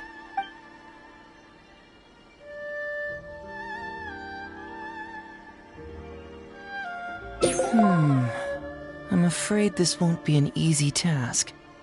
I was hoping I wouldn't have to drag you into this, but it's just occurred to me that with your help, I might be able to wrap up this problem. Alright then, tell us about the complaint letter. It's from Sango, the president of Bantan Sango Detective Agency.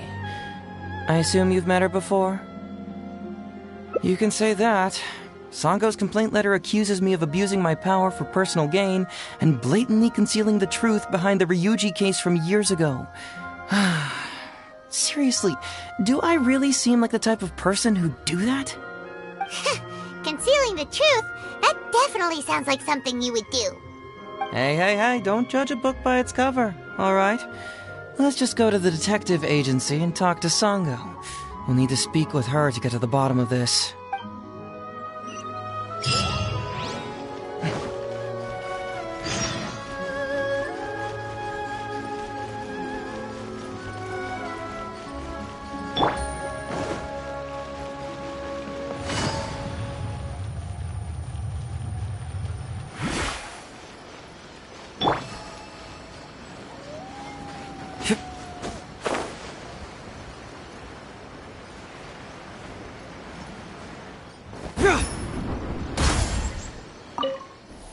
Welcome back, Mr. Heizou. I'm glad you're all right. How about some tonkatsu? You must have missed the taste of home after so long. Maybe next time, Ryuji. Seems like somebody's been expecting me. And I'm afraid they're only going to be disappointed once again. Well, look who it is. The great Detective Heizou. What nonsense were you talking about just now? I've been worried about you, you know. So much so that I took the trouble to write that heartfelt letter to the Tenryo Commission.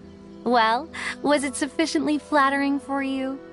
Uh-oh, they're at it again. Let's not waste the traveler's time, Sango. Just tell me, what do you want? Fine by me. My request is simple. Disclose all the details of the Ryuji case. It's time you stop hiding the truth and let me investigate it thoroughly. First of all, that case has already been solved. Second, I've disclosed everything the police station has on the case. And third... Enough! You can only fool Ryuji with that. If you don't want to cooperate, I can assure you that I will write more letters to the headquarters of the Tenryo Commission. I will not give up on this case. Wait! Hold on! Can someone please explain what's going on here? Paimon doesn't have a clue what you two are talking about. All right, let me explain. Several years ago, a terrible murder took place in the police station. I was still working at the Tenryo Commission then, and the victim was actually my dear boss. Due to various factors, I was deemed to be the top suspect, which is why it's called the Ryuji case. Also, Heizou wasn't a part of the police station back then. He was a detective at the agency. Which at the time was called the Bonton Sango and Heizou Detective Agency. Huh? That's crazy! But, wait.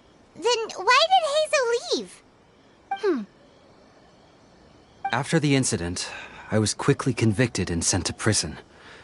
Fortunately, Sango then promptly proved my innocence and caught the real murderer. But that murderer was actually just a dummy to throw us off, am I right, Detective Shikanoin? Sango thought that everything went smoothly, so much so that she suspected the real murderer was someone else. Of course, Detective Heizou was also helping with the investigation, but after a long time, he still came up empty-handed. Later on, he decided to join the police station to continue his investigation on the inside, which is why he left the detective agency. Ha! That's what I thought too. I was foolish enough to believe that Detective Shikanoing and I shared a common goal. But I was wrong about him. He has no sense of loyalty at all. He just wanted to become an official as a means of gaining fame and fortune. Come on, stop exaggerating. Let me set the record straight here. First, I joined the police station long after that murder case happened, and it had nothing to do with any inside investigation. That's just somebody's wishful thinking. Second, purely out of curiosity, I did investigate the case later from within the police station. My conclusion was that the suspect Sango had caught was in fact the real murderer. And lastly, when Sango didn't buy my conclusion and asked me to disclose all related case files from the police station, I did exactly as she asked. I didn't hide anything. He's lying right through his teeth. That's it.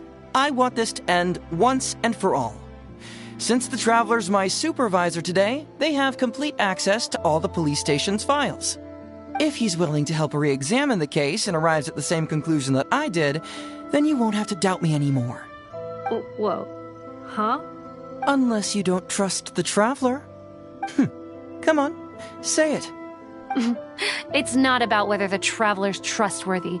I'm just wondering if you will interfere somehow. The thought never even crossed my mind.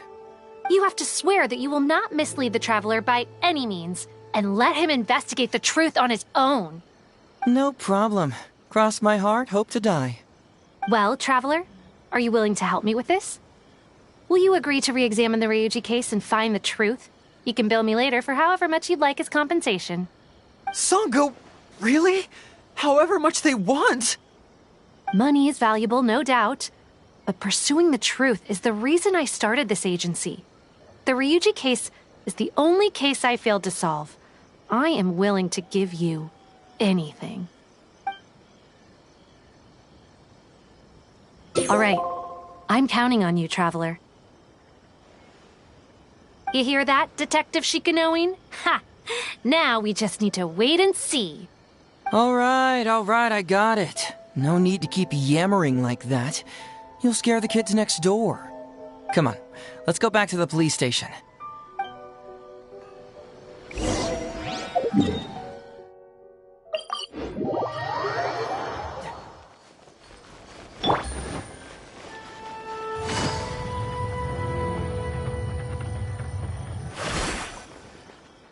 Alright, hang out here for a sec. I need to go to the archives to get the case files. For now, why don't you go and chat with Yoriki Owada over there? He worked on this case too back in the day. No, you misunderstand. It's not that I want you to look into this. It's just that you're the only one who can. You're the only one I can think of who Sango would ever believe. She trusts in both your qualities and abilities, so I hope your findings can finally convince her and put an end to this whole thing. Sure, she's just writing complaint letters for now, but who knows what she will do in the future. Alright, I'll go get those case files. You go ahead and talk to Yoriki Owada for a while.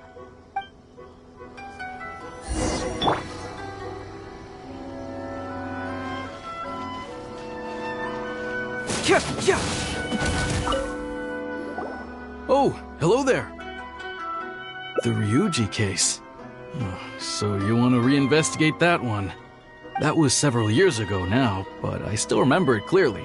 It's pretty hard to forget something like that. Especially when the victim was the head of this police station. His name was Takatsukasa Isamu, the younger brother of Takatsukasa Susumu, head of the Takatsukasa clan. He was really one of a kind. Decisive, brave, and smart. He was much younger than me, and already had quite a reputation. I'm sure he would have gone far in the Tenryou Commission, if only he was still alive. What a shame. Who would have guessed someone was plotting against him? People will believe anything they hear. Everyone in the police station knew that Ryuji saw Takatsukasa Isamu like a father. Ryuji was an orphan, you know. Before he joined the station, he had been taking odd jobs here and there. It was Isamu who really took him under his wing. Ryuji was simple and not particularly bright, but he was very loyal to those who treated him well. He's also hard-working. Isamu must have seen these qualities in him and decided to keep Ryuji by his side. Ryuji worked with him for years after that, and was even promoted to be his personal assistant. Do you really think Ryuji would do anything to harm him? So, then why was Ryuji convicted? Even Paimon can tell that's a mistake. Well, here comes the interesting part of the case. Within a week, and before all the loose ends had even been tied up, Ryuji received his conviction. Moreover, it was signed by Madame Kujo Sara. What? Why would Sara do something like that? I'm getting older now, and my eyesight is poor. I can't see too clearly anymore. Hey, come on, Yoriki Owada, there's nothing to see. It's obvious that the Kujo clan did it. You can't just go around saying things like that, Wisuki. Those were just hearsay. There was no evidence. That's not true. Traveler, you may be unaware that the Takatsukasa clan has always been assisting the Kujo clan in the Tenryou Commission. But who doesn't want to be the boss, right? And Takatsukasa Isamu was the key figure for the Takatsukasa clan to bring down the Kujo clan. At that time, no one was held in higher regard than Isamu. So, naturally, the Kujo clan saw him as a potential threat. Kujo Takayuki must have been planning it all along, that rascal. Takayuki is able to control the Takatsukasa clan as long as he's in power. But by the time he retires, Isamu would have been at the apex of his political power, while Masahito and Kamaji of the Kujo clan would still have been too young. The two of them wouldn't stand a chance against Isamu. You think Kujo Takayuki would simply sit back while Isamu gained traction? So he decided to strike first. You youngsters and your conspiracy theories. No, it's true. It's the only way to explain it. Otherwise, why would an impartial person like Madame Kujo Sara sign Ryuji's conviction so quickly? They had to find a scapegoat to pacify the Takatsukasa clan, so Kujo Takayuki must have told her to sign it immediately. I'm not accusing Madame Kujo Sara of anything, mind you. I respect her very much. But Maybe she had no other choice. What do you know? I'm sure Madame Kujo-Sara must have had her own reasons. The guy was a forensic expert who worked in the station named Shiroyama. I have to admit, he wasn't easy to track down. That Sango really is something, though. She caught him without even breaking a sweat. It turned out that after poisoning Isamu, Shiroyama secretly took the poison to Ryuji's place in order to frame him. Later on, the poison was also found in the forensic office, but that was already after Shiroyama's death. He confessed everything in a testament. That's right. He hung himself in the forensic office not long after Sango was on his trail. Probably because he knew it was only a matter of time before he would be caught. Of course, he didn't admit whether he had been prompted by Kujo Takeyuki. He took the responsibility alone. I bet Kujo Takeyuki promised him a sizable compensation. After all, Shiroyama had a family to feed. There you go again, pulling conclusions out of thin air. There wasn't any evidence of that at all. Listen, I can almost guarantee that it was the Takatsukasa clan who invited Sango to investigate. We all knew that Ryuji was just a scapegoat. You think the Takatsukasa clan wouldn't figure that out?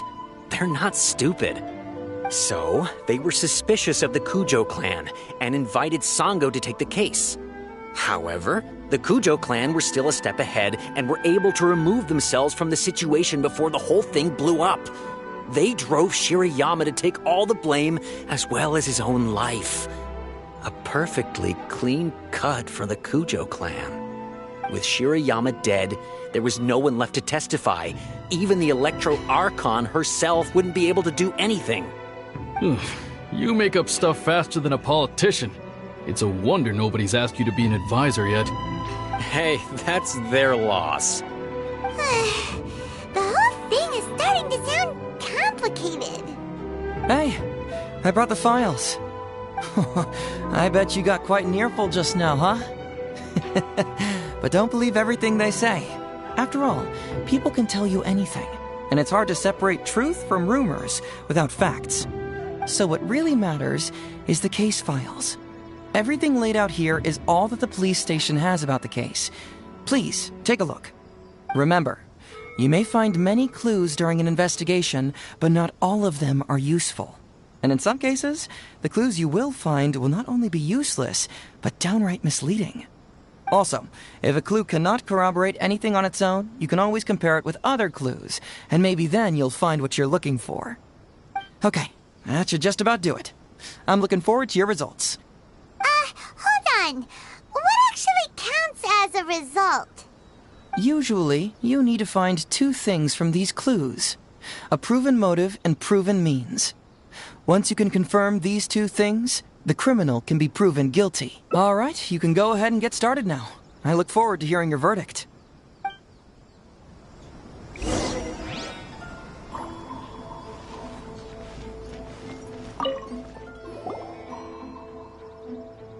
So, what did you find? Sure, let me know.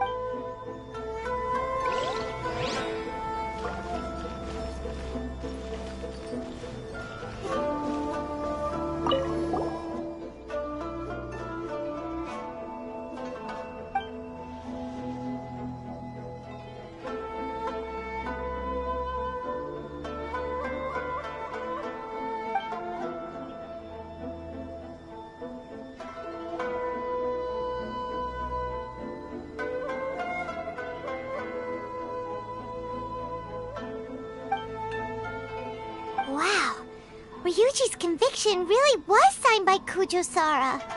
But now we know she had it wrong.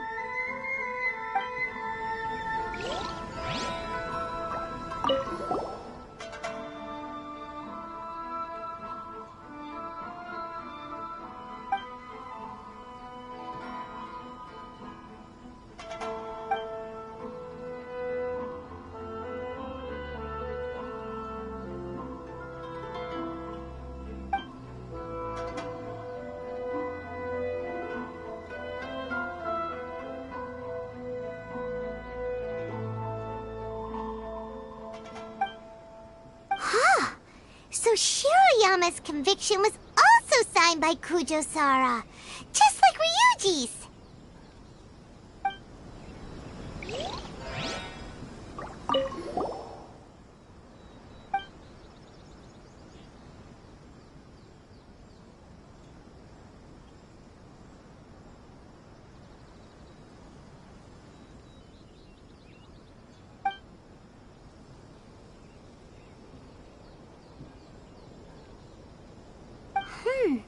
A synthetic toxin? What's that?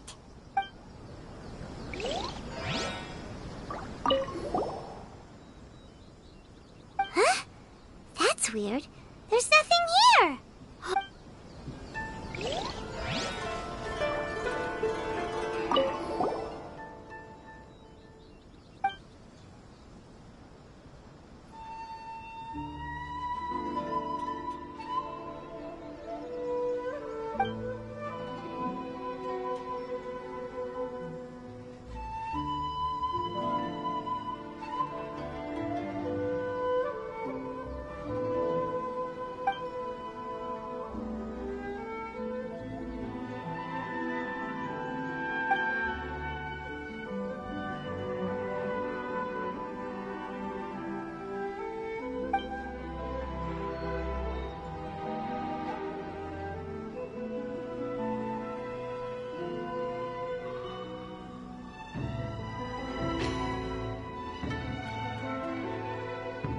Yikes!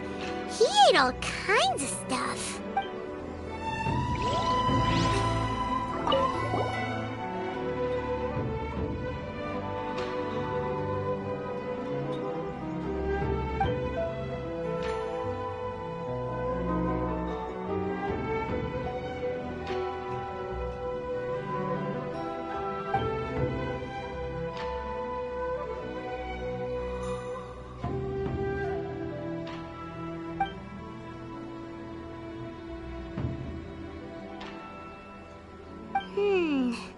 Come to think of it, Shiroyama was a forensic doctor. He could easily pull off something like this.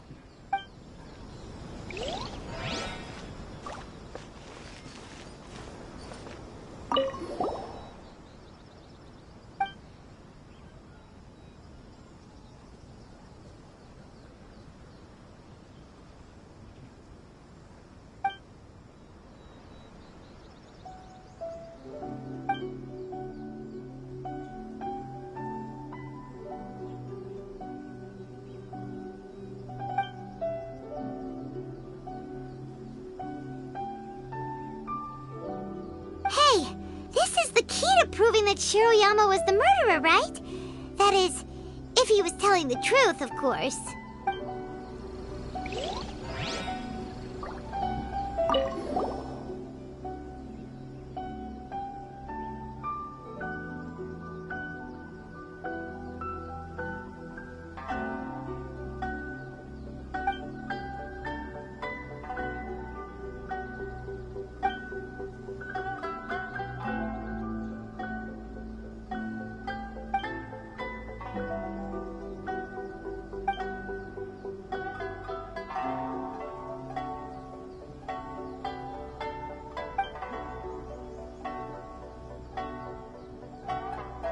Tsukasa Isamu seems like a thoughtful person, but something about the tone sounds weird.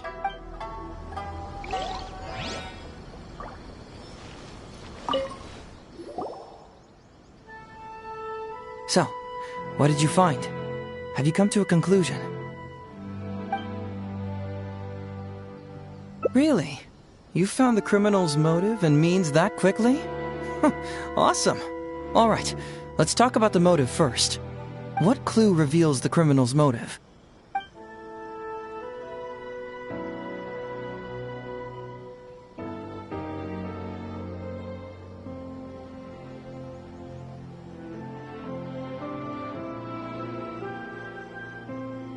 Although Shiroyama's testament contains the confession of his motive, Ryuji's testimony cannot prove it. Just Shiroyama? We need evidence to...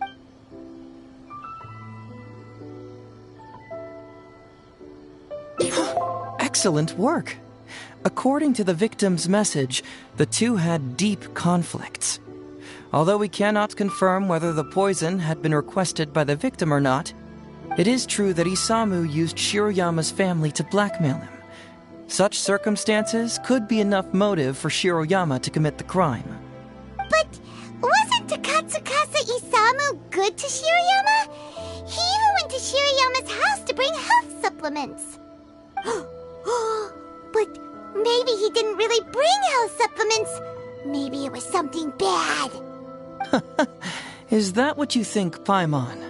Well, we later found out that what Takatsukasa Isamu sent to Shiroyama's house was indeed health supplements. But if you consider the circumstances, what he sent wasn't important. What was important is that sending the supplements was actually a dangerous signal. Isamu was essentially implying, I can put anything in your wife's supplements at any time. If you really care about her safety, then get me what I want. So scary! Your assumption sounds like a real threat! You're not really that dark inside, are you? You don't really catch criminals by standing in the light, do you? Basically, these two clues work to verify each other, and the murderer's motive is confirmed. Now, all that's left is the means of the crime.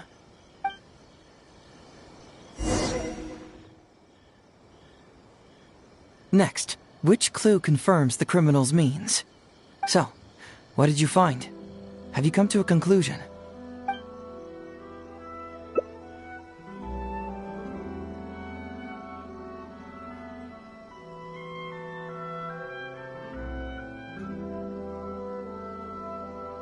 Close. The autopsy report states that the cause of death is a special toxin. But how was this toxin administered to the deceased? Was it mixed with the cold medicine, as Shiroyama stated in his testament? If so...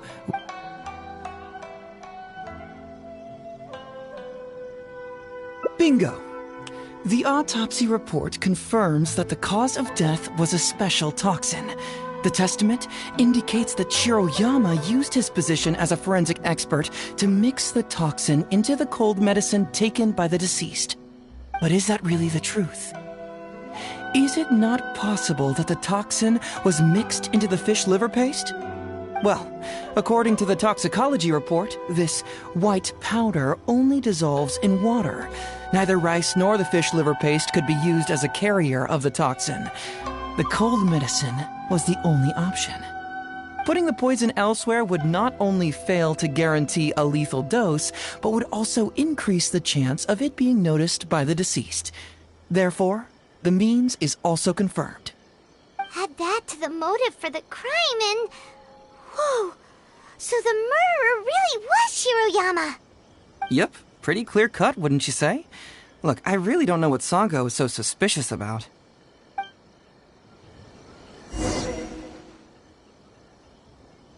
Yeah, it's pretty clear cut. Huh. Oh? Well, let's hear them. Maybe I have answers. What's bugging you?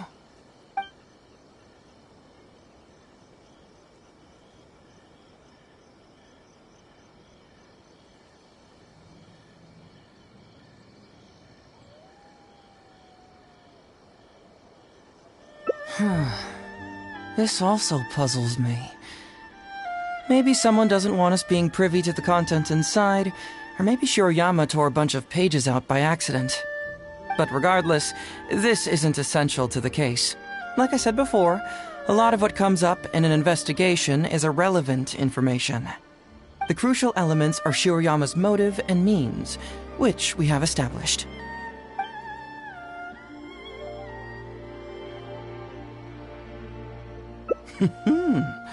Very nice. Top marks for attention to detail. It doesn't have any real bearing on the case, but let me explain how that works for you. So, why would Madame Kujo-Sara sign one conviction sentencing Ryuji to temporary incarceration awaiting trial, and another conviction sentencing Shiroyama to death?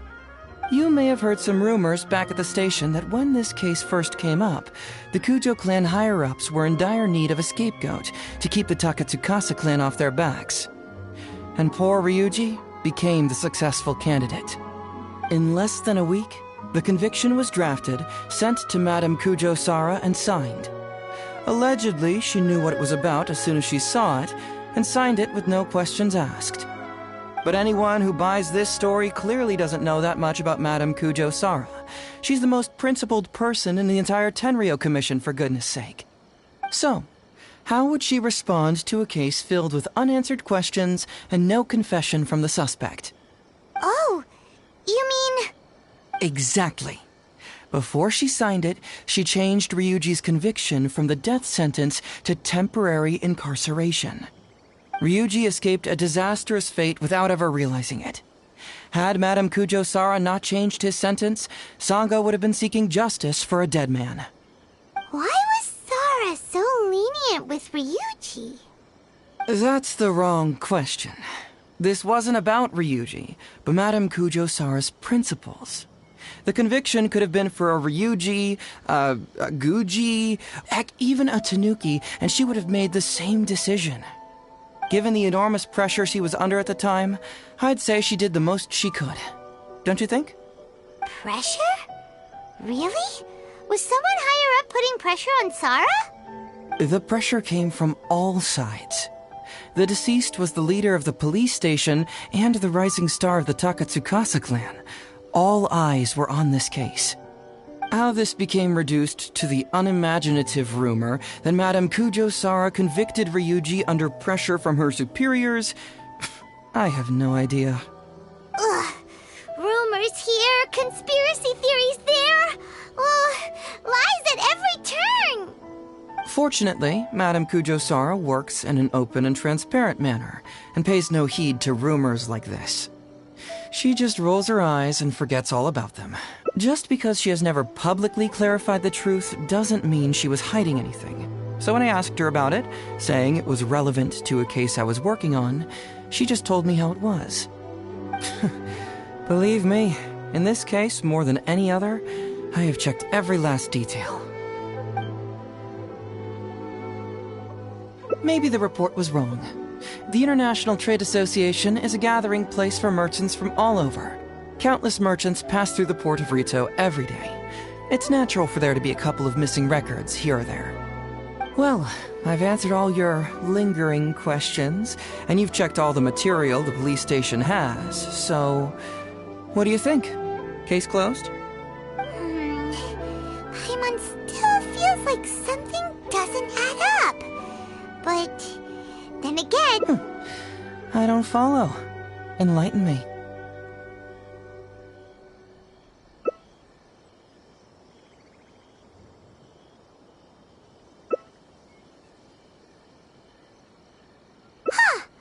Right!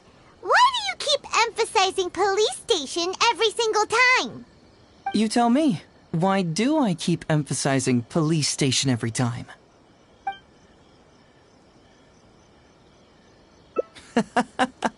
So we're finally here, huh? I was starting to think our investigation was about to end a little early. That would have been a real shame. Man alive, you finally saw through my little game. You're absolutely right. There is other information that the police station doesn't have. Reason being? It's my own evidence. And this evidence should help answer a couple of your questions more clearly. Why was the research log from the Office of Forensic Science blank? And where did the white powder come from? Aha! Paimon knew you were keeping secrets! Don't you have secrets too? No. Nope. Definitely not. Let's talk somewhere else. This isn't the best place for this discussion.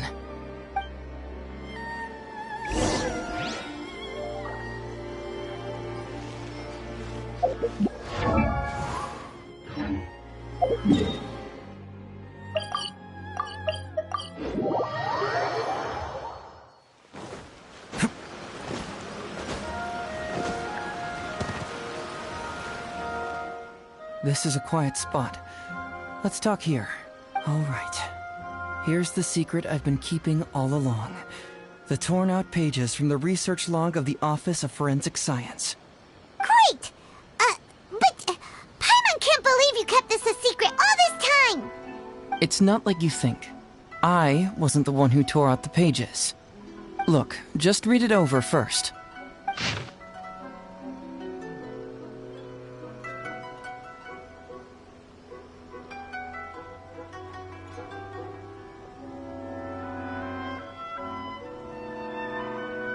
Finished? Do you see now? The method used by the perpetrator to commit his crime wasn't by putting the white powder in the cold medicine.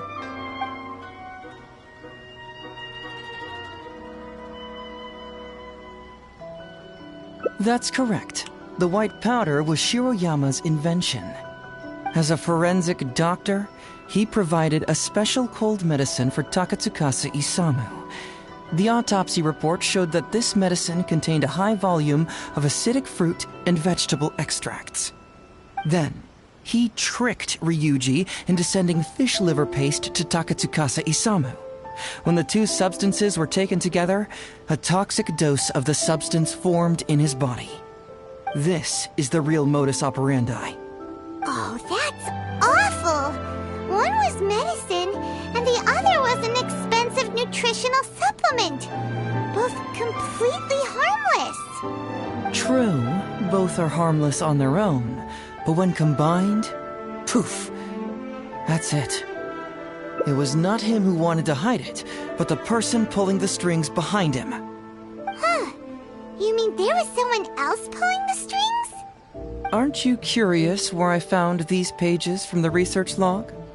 It was in Kujo Takayuki's secret warehouse. After I found the missing pages, I did some digging around and found out that Shiroyama had worked for Kujo Takayuki before joining the police station. The Kujo clan secretly provided Shiroyama with funds to study forensic science. I guess you could say that Kujo Takayuki's investment paid dividends in this case. Of course, I had only learned all of this after the Vision Hunt decree came to an end. Kujo Takayuki had lost his grip on power, and the Tenryo Commission was undergoing a general reshuffle. To avoid coming under suspicion, Madame Kujo Sara put me in charge of building a case against Kujo Takayuki. I found a huge stash of fish liver paste in a secret warehouse. Nothing hugely incriminating about that, of course, but I still took the trouble to open each and every package until finally, I had to concede that this really was just a huge stash of fish liver paste. But then, underneath the floor tiles, where the fish liver paste was stacked, I found a secret compartment with this torn-off research report lying inside. So it was him who wanted to frame Ryuji all along. What a nasty piece of work. Let's review the whole case from the top. First, Takatsukasa Isamu, for whatever reason, noticed Shiroyama's talent as a forensic doctor and asked him to develop a special poison on his behalf. But Shiroyama was already working for the Kujo clan, so he refused. Takatsukasa Isamu wasn't about to take no for an answer, and that's where things took a dark turn. He twisted Shiroyama's arm by making a veiled threat to harm his family. All Shiroyama could do was to secretly report everything to Kujo Takayuki. When Takayuki learned what was happening, he instructed Shiroyama to pretend to cooperate with Takatsukasa Isamu, then kill the latter with the white powder once it was fully developed. Meanwhile, Ryuji's only role in this case was to deliver the fish liver paste to Takatsukasa Isamu on Shiroyama's orders, completely unaware of the fact that he was being used as a pawn and that this was a key ingredient needed to create the poison. After the incident, Kujo Takayuki hoped to make Ryuji the fall guy, until the death sentence was stalled when it reached Madame Kujo Sara. In the meantime, Sango had begun her own investigation. Kujo Takayuki grew nervous that the truth would get out, so he threw Shiroyama to the wolves, hounding him to death and erasing all traces of contact between the two. And yet, he wanted to keep this secret formula, so he hid it. Greedy guy, that Takayuki. He must have wanted to have it on hand just in case he needed to employ it again in the future, and make someone else disappear. This Kujo Takayuki is an evil lunatic! We've got to report this to A. Whatever his current punishment is, it needs to be 10 times worse! That would be practically impossible. One research log found in his warehouse doesn't prove anything. Even I can think of 100 excuses. Besides, Ryuji directly contributed to Takatsukasa Isamu's death by delivering the fish liver paste to him. The fact that he was unaware of the true nature of the situation doesn't matter. But he's still innocent, right? Isn't it just a coincidence? Paimon really doesn't get how the law works. Legally speaking, the judge would most likely rule that it was accidental. But in practice, Ryuji may still have to end up shouldering some responsibility. So basically, you've been hiding the truth all this time to protect Ryuji. Mental trauma doesn't heal as easily as physical wounds. My biggest worry is that Ryuji would struggle to cope if he knew the truth. He's like an innocent child. He freely gives his trust and his love to everyone that treats him well. That's why he thought of Takatsukasa Isamu as a father figure.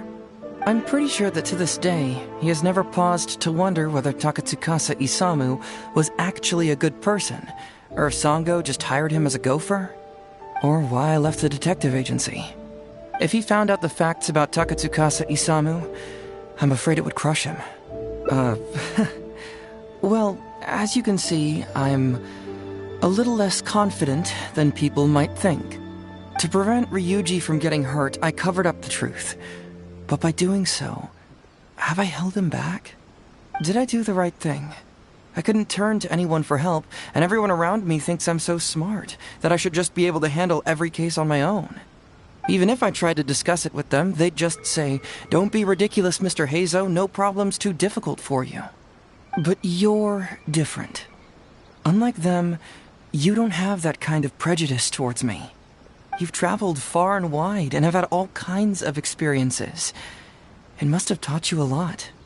Most importantly, my intuition tells me that you're someone special, that I can trust you and that you can help me. Right? So, I'd like you to be the one to decide whether we should expose the truth or not. Oh, you don't need to tell me what you decide, and you certainly don't need to decide right now. Let's just say I'm leaving this teensy-tiny matter up to you. All right, let's head back to the detective agency. You can mull it over on the way. Once you've made up your mind, just tell Ryuji and Sango your verdict.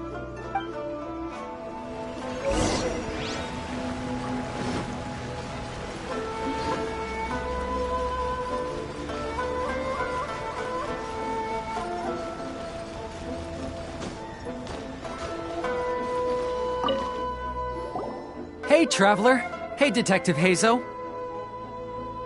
You're back already, huh? I bet you're tired. Well, I just bought some tonkatsu. Care to join me? There's plenty for everyone. We'd love to. But wouldn't you like to hear the results of our investigation first? No matter what you were able to find, it's all in the past and won't ever change. So I think we'd better chow down first. Besides, if Sango's not happy with the results, we might not have anything to eat later. Come on, Ryuji, pipe down. Let's hear the Traveler's conclusion first. Okay then. Don't worry, just tell us your findings. Everyone trusts you, as do I.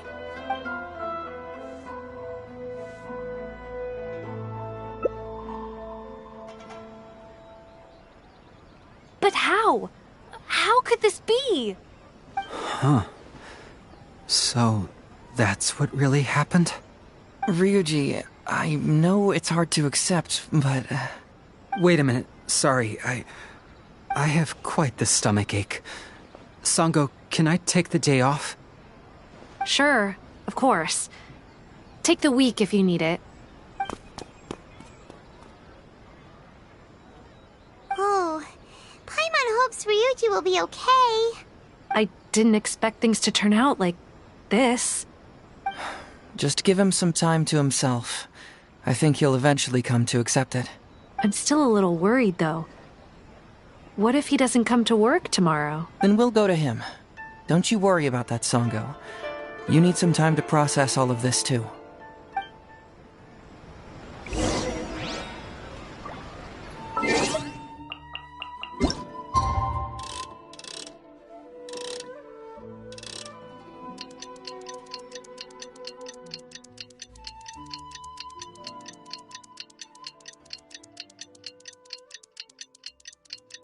There's something in the air. Ah, you're here. Don't worry. Ryuji came earlier this morning. I guess he can handle a lot more than I had thought. I was honestly worried he'd suffer a breakdown.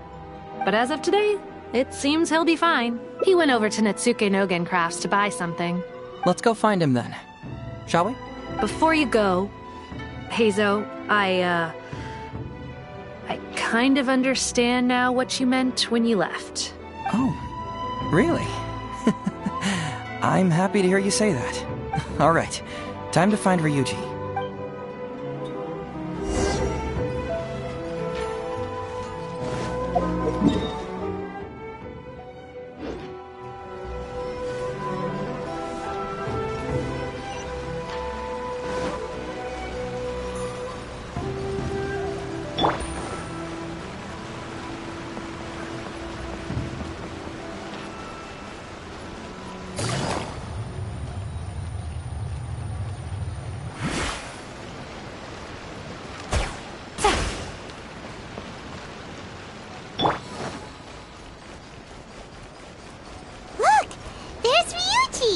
With a little kid, too.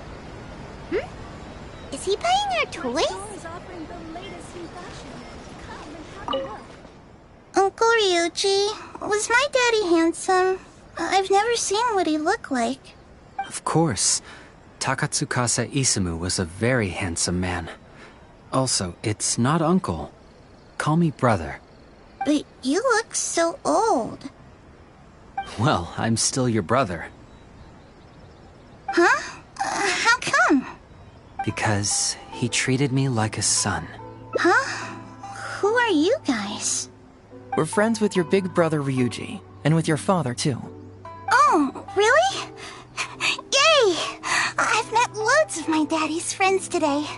Can you tell me some stories about him? I really want to hear them. Sure. Why, I know enough stories about your old man that if I started talking now, you'd be all grown up before I finished them. Wow, that's amazing! Well, I don't want to grow up too soon then. Maybe when I'm 100. No, 200 years old. No, 300 years old. Yep, I'm gonna wait until I'm 300 years old before I become a grown-up, so that I can make sure I finish all the stories first.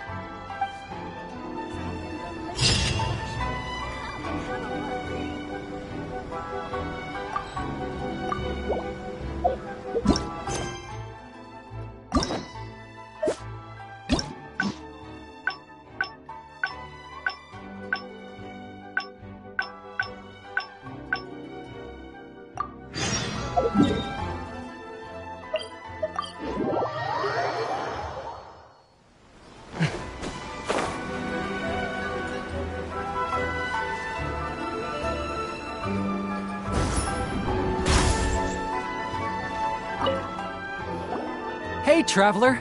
Hey, Detective Heizou! You're back already, huh? I bet you're tired. Well, I just bought some tonkatsu. Care to join me? There's plenty for everyone. We'd love to! But wouldn't you like to hear the results of our investigation first? No matter what you were able to find, it's all in the past and won't ever change. So I think we'd better chow down first. Besides, if Sango's not happy with the results, we might not have anything to eat later. Come on, Ryuji, pipe down. Let's hear the Traveler's conclusion first. Okay then. Over to you, Heizou and Traveler. Don't worry, just tell us your findings. Everyone trusts you, as do I. Well, what do you know? I suspected that was the case. Please rest in peace, Master Takatsukasa. No! Impossible! Traveler, are you sure you checked every last file? Carefully? Ugh! No, you little... Shikanoing Heizou! You didn't pull any shenanigans on the Traveler, did you? Sango, no accusations without evidence, remember? The truth is out and the case is closed, Sango. Please don't send any more of your harassment letters to the Tenryo Commission.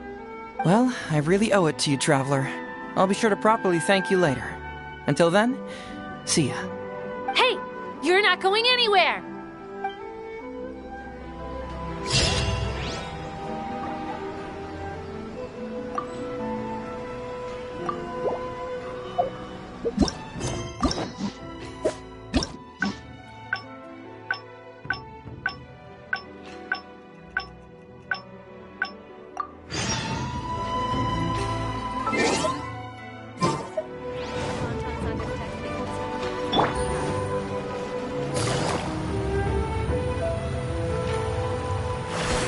Take it easy.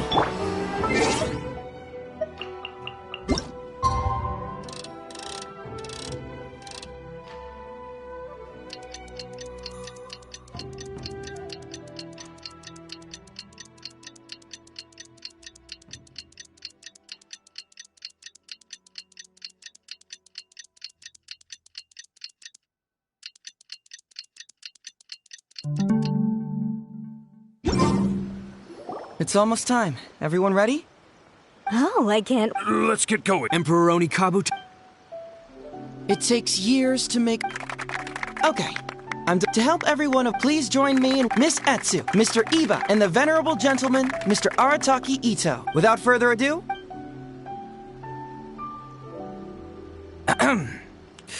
It was just another bright sunny day when a distressed Miss Etsu... Doshin Arataki! Doshin? Yes, you... Oh, so... Ma'am, can you tell who it was that defrauded? I don't know. It was too late when I found out. They took all... Doshin Arataki frowns as he realizes... This is... I am the Raiden Shogun. I am currently being held hostage by the Crux fleet and urgently need 200... It's the almighty Shogun! But... Well, I sure thought so. Whoa, then we gotta get it back. Before I could go out to look for it... Doshin Arataki takes the note. I am Miss Hina. It's Miss Hina. You're right, Gramps. Is 300,000 mora enough? I can spare some too if we need to make up the difference. Maybe I can get a photo of Miss Hina too. We gotta help. It's a scam, Doshin Arataki! Oh, right, yeah, no. He's gone. Well, anyway... Doshin Arataki grabs the note. I am Arataki. Must be a scammer. Wait a minute. Doshin Arataki follows Miss Etsu. What kind of whack job? So, the big... Nope, no way, not a chance. Arataki Ito would never ask innocent people for mora in order to post... But just as Doshin Arataki is being overcome with... Miss Etsu, don't you worry. We're gonna Even if you do Onikabuto? Wait... Oh, well, we recently received an order that was too big for our current capacity. We were planning to expand Grandpa's facilities, but then we were swindled. Right after... Man, what's that saying? It's the... Etsu, my dear... But then where will... Please help us! Grandpa's business is going... I won't hear of it! I was going... Oh, so that's what you were... yeah. It's not as enticing an offer as I was... wait, because if it's more than, say... 10,000. What? 10,000? Please help us. 10,000... Doshin Arataki is struck by a sudden wave of... Miss Etsu, don't you worry. I'm gonna help, but 10,000 as a Doshin of the Tenryo... That's great news, What question? The question is... Yo, Heizou, my hombre, question for you. What's my character's salary in the script? Oh, also, any inheritance or other lump sums I should know about? Basically, can I afford this 500,000 mora? I mean, Shmito, I can afford it. Can Shmito? Ahem. Suddenly... Whoa, check it out! A check for... Miss Etsu, get this. Thank you so much. Doshin Arataki stretches out his hand. All he needs to do now is... Master Arataki... Wait. Doshin Arataki is having second thoughts. Has something caught his attention? Has it aroused his suspicion? Has he finally realized the truth? So, this is an anti-fraud show, right? Huh?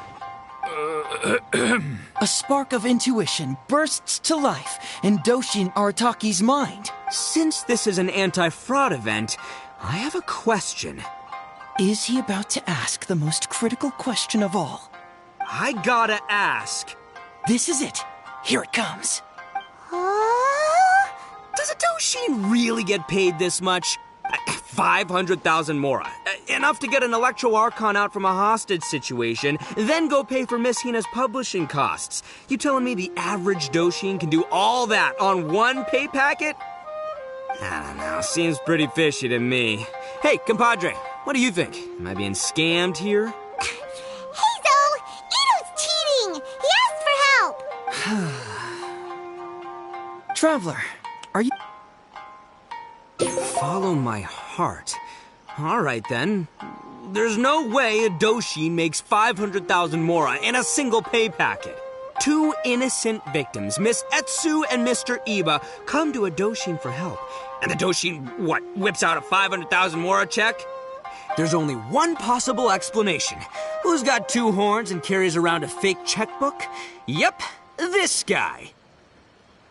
With this fake check for 500,000 mora, I almost swindled Etsu and Iba out of 10,000 Onikabuto, the last thing these poor folks needed after the recent string of catastrophes they faced. My mind is blown. Craziest plot twist I ever heard. The criminal was the main character all along. Miss Etsu, I'm afraid I can't let myself give you this fake check. But I will do everything in my power to raise 500,000 genuine mora for you. So don't you worry. What the... Oh, jeez. In the end, Doshin Arataki listened to the voice of his heart and narrowly avoided being defrauded in his own unconventional way. But regrettably, he failed to ask the critical question: who in their right mind would give away Onikabuto for free? I ask you all, is there such a thing as free Onikabuto? Free mora? Or does nothing in life come for free? Thank you all for watching Heizou Talks Fraud.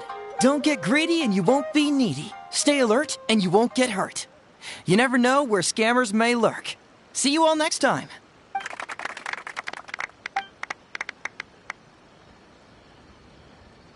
Wait, my man, what did you mean when you said I avoided being defrauded? I thought I was the fraudmeister here. Maybe someone should have read the script. Miss Etsu and Master Iba were the scam artists. Duh! You were the one they were trying to scam. What? Huh? I was being conned? Darn, I can't believe they got me. Well, you still managed to protect your money. In the end, they didn't succeed. Yeah, but that was a happy coincidence. They scammed me, and I fell for it. Guessing it wasn't your first time either, huh? It was such a cheap trick, too. Oh, this is killing me. The trick is a common one for a reason, but don't underestimate it. That's how you end up being a victim. But how am I going to protect my gang if even I get fooled by such cheap tricks? Don't blame yourself, old chap. In fact, you know what? I was also conned today.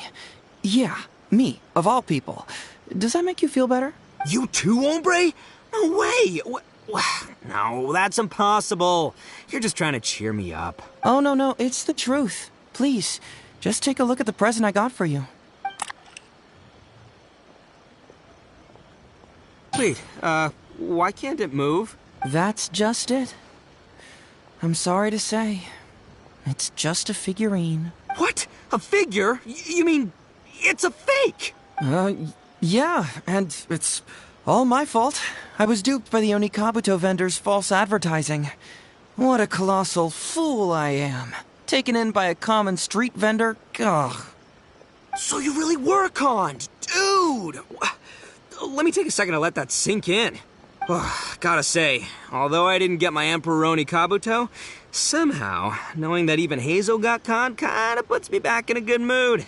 It's, strange. Maybe I'm sharper than I'm giving myself credit for. Great minds think alike, so, me and my hombre here, kinda equally matched. Hey, by the way, compadre, looks like you're the only one out of the three of us who didn't get conned today. But you better watch out. We got fooled not because we were stupid, but because those scam artists are some crafty dastards. I want you to have this figurine as a reminder of the fact that today, Heizou and I both got conned, but we both grew a little wiser too. I hope that whenever you see it, you'll remember how cunning those con artists were, and how difficult it was for Heizou and I to see through their schemes. Then, you'll always keep your wits about you, and you'll never become a victim yourself. Yep, that's right. No one will ever manage to con you.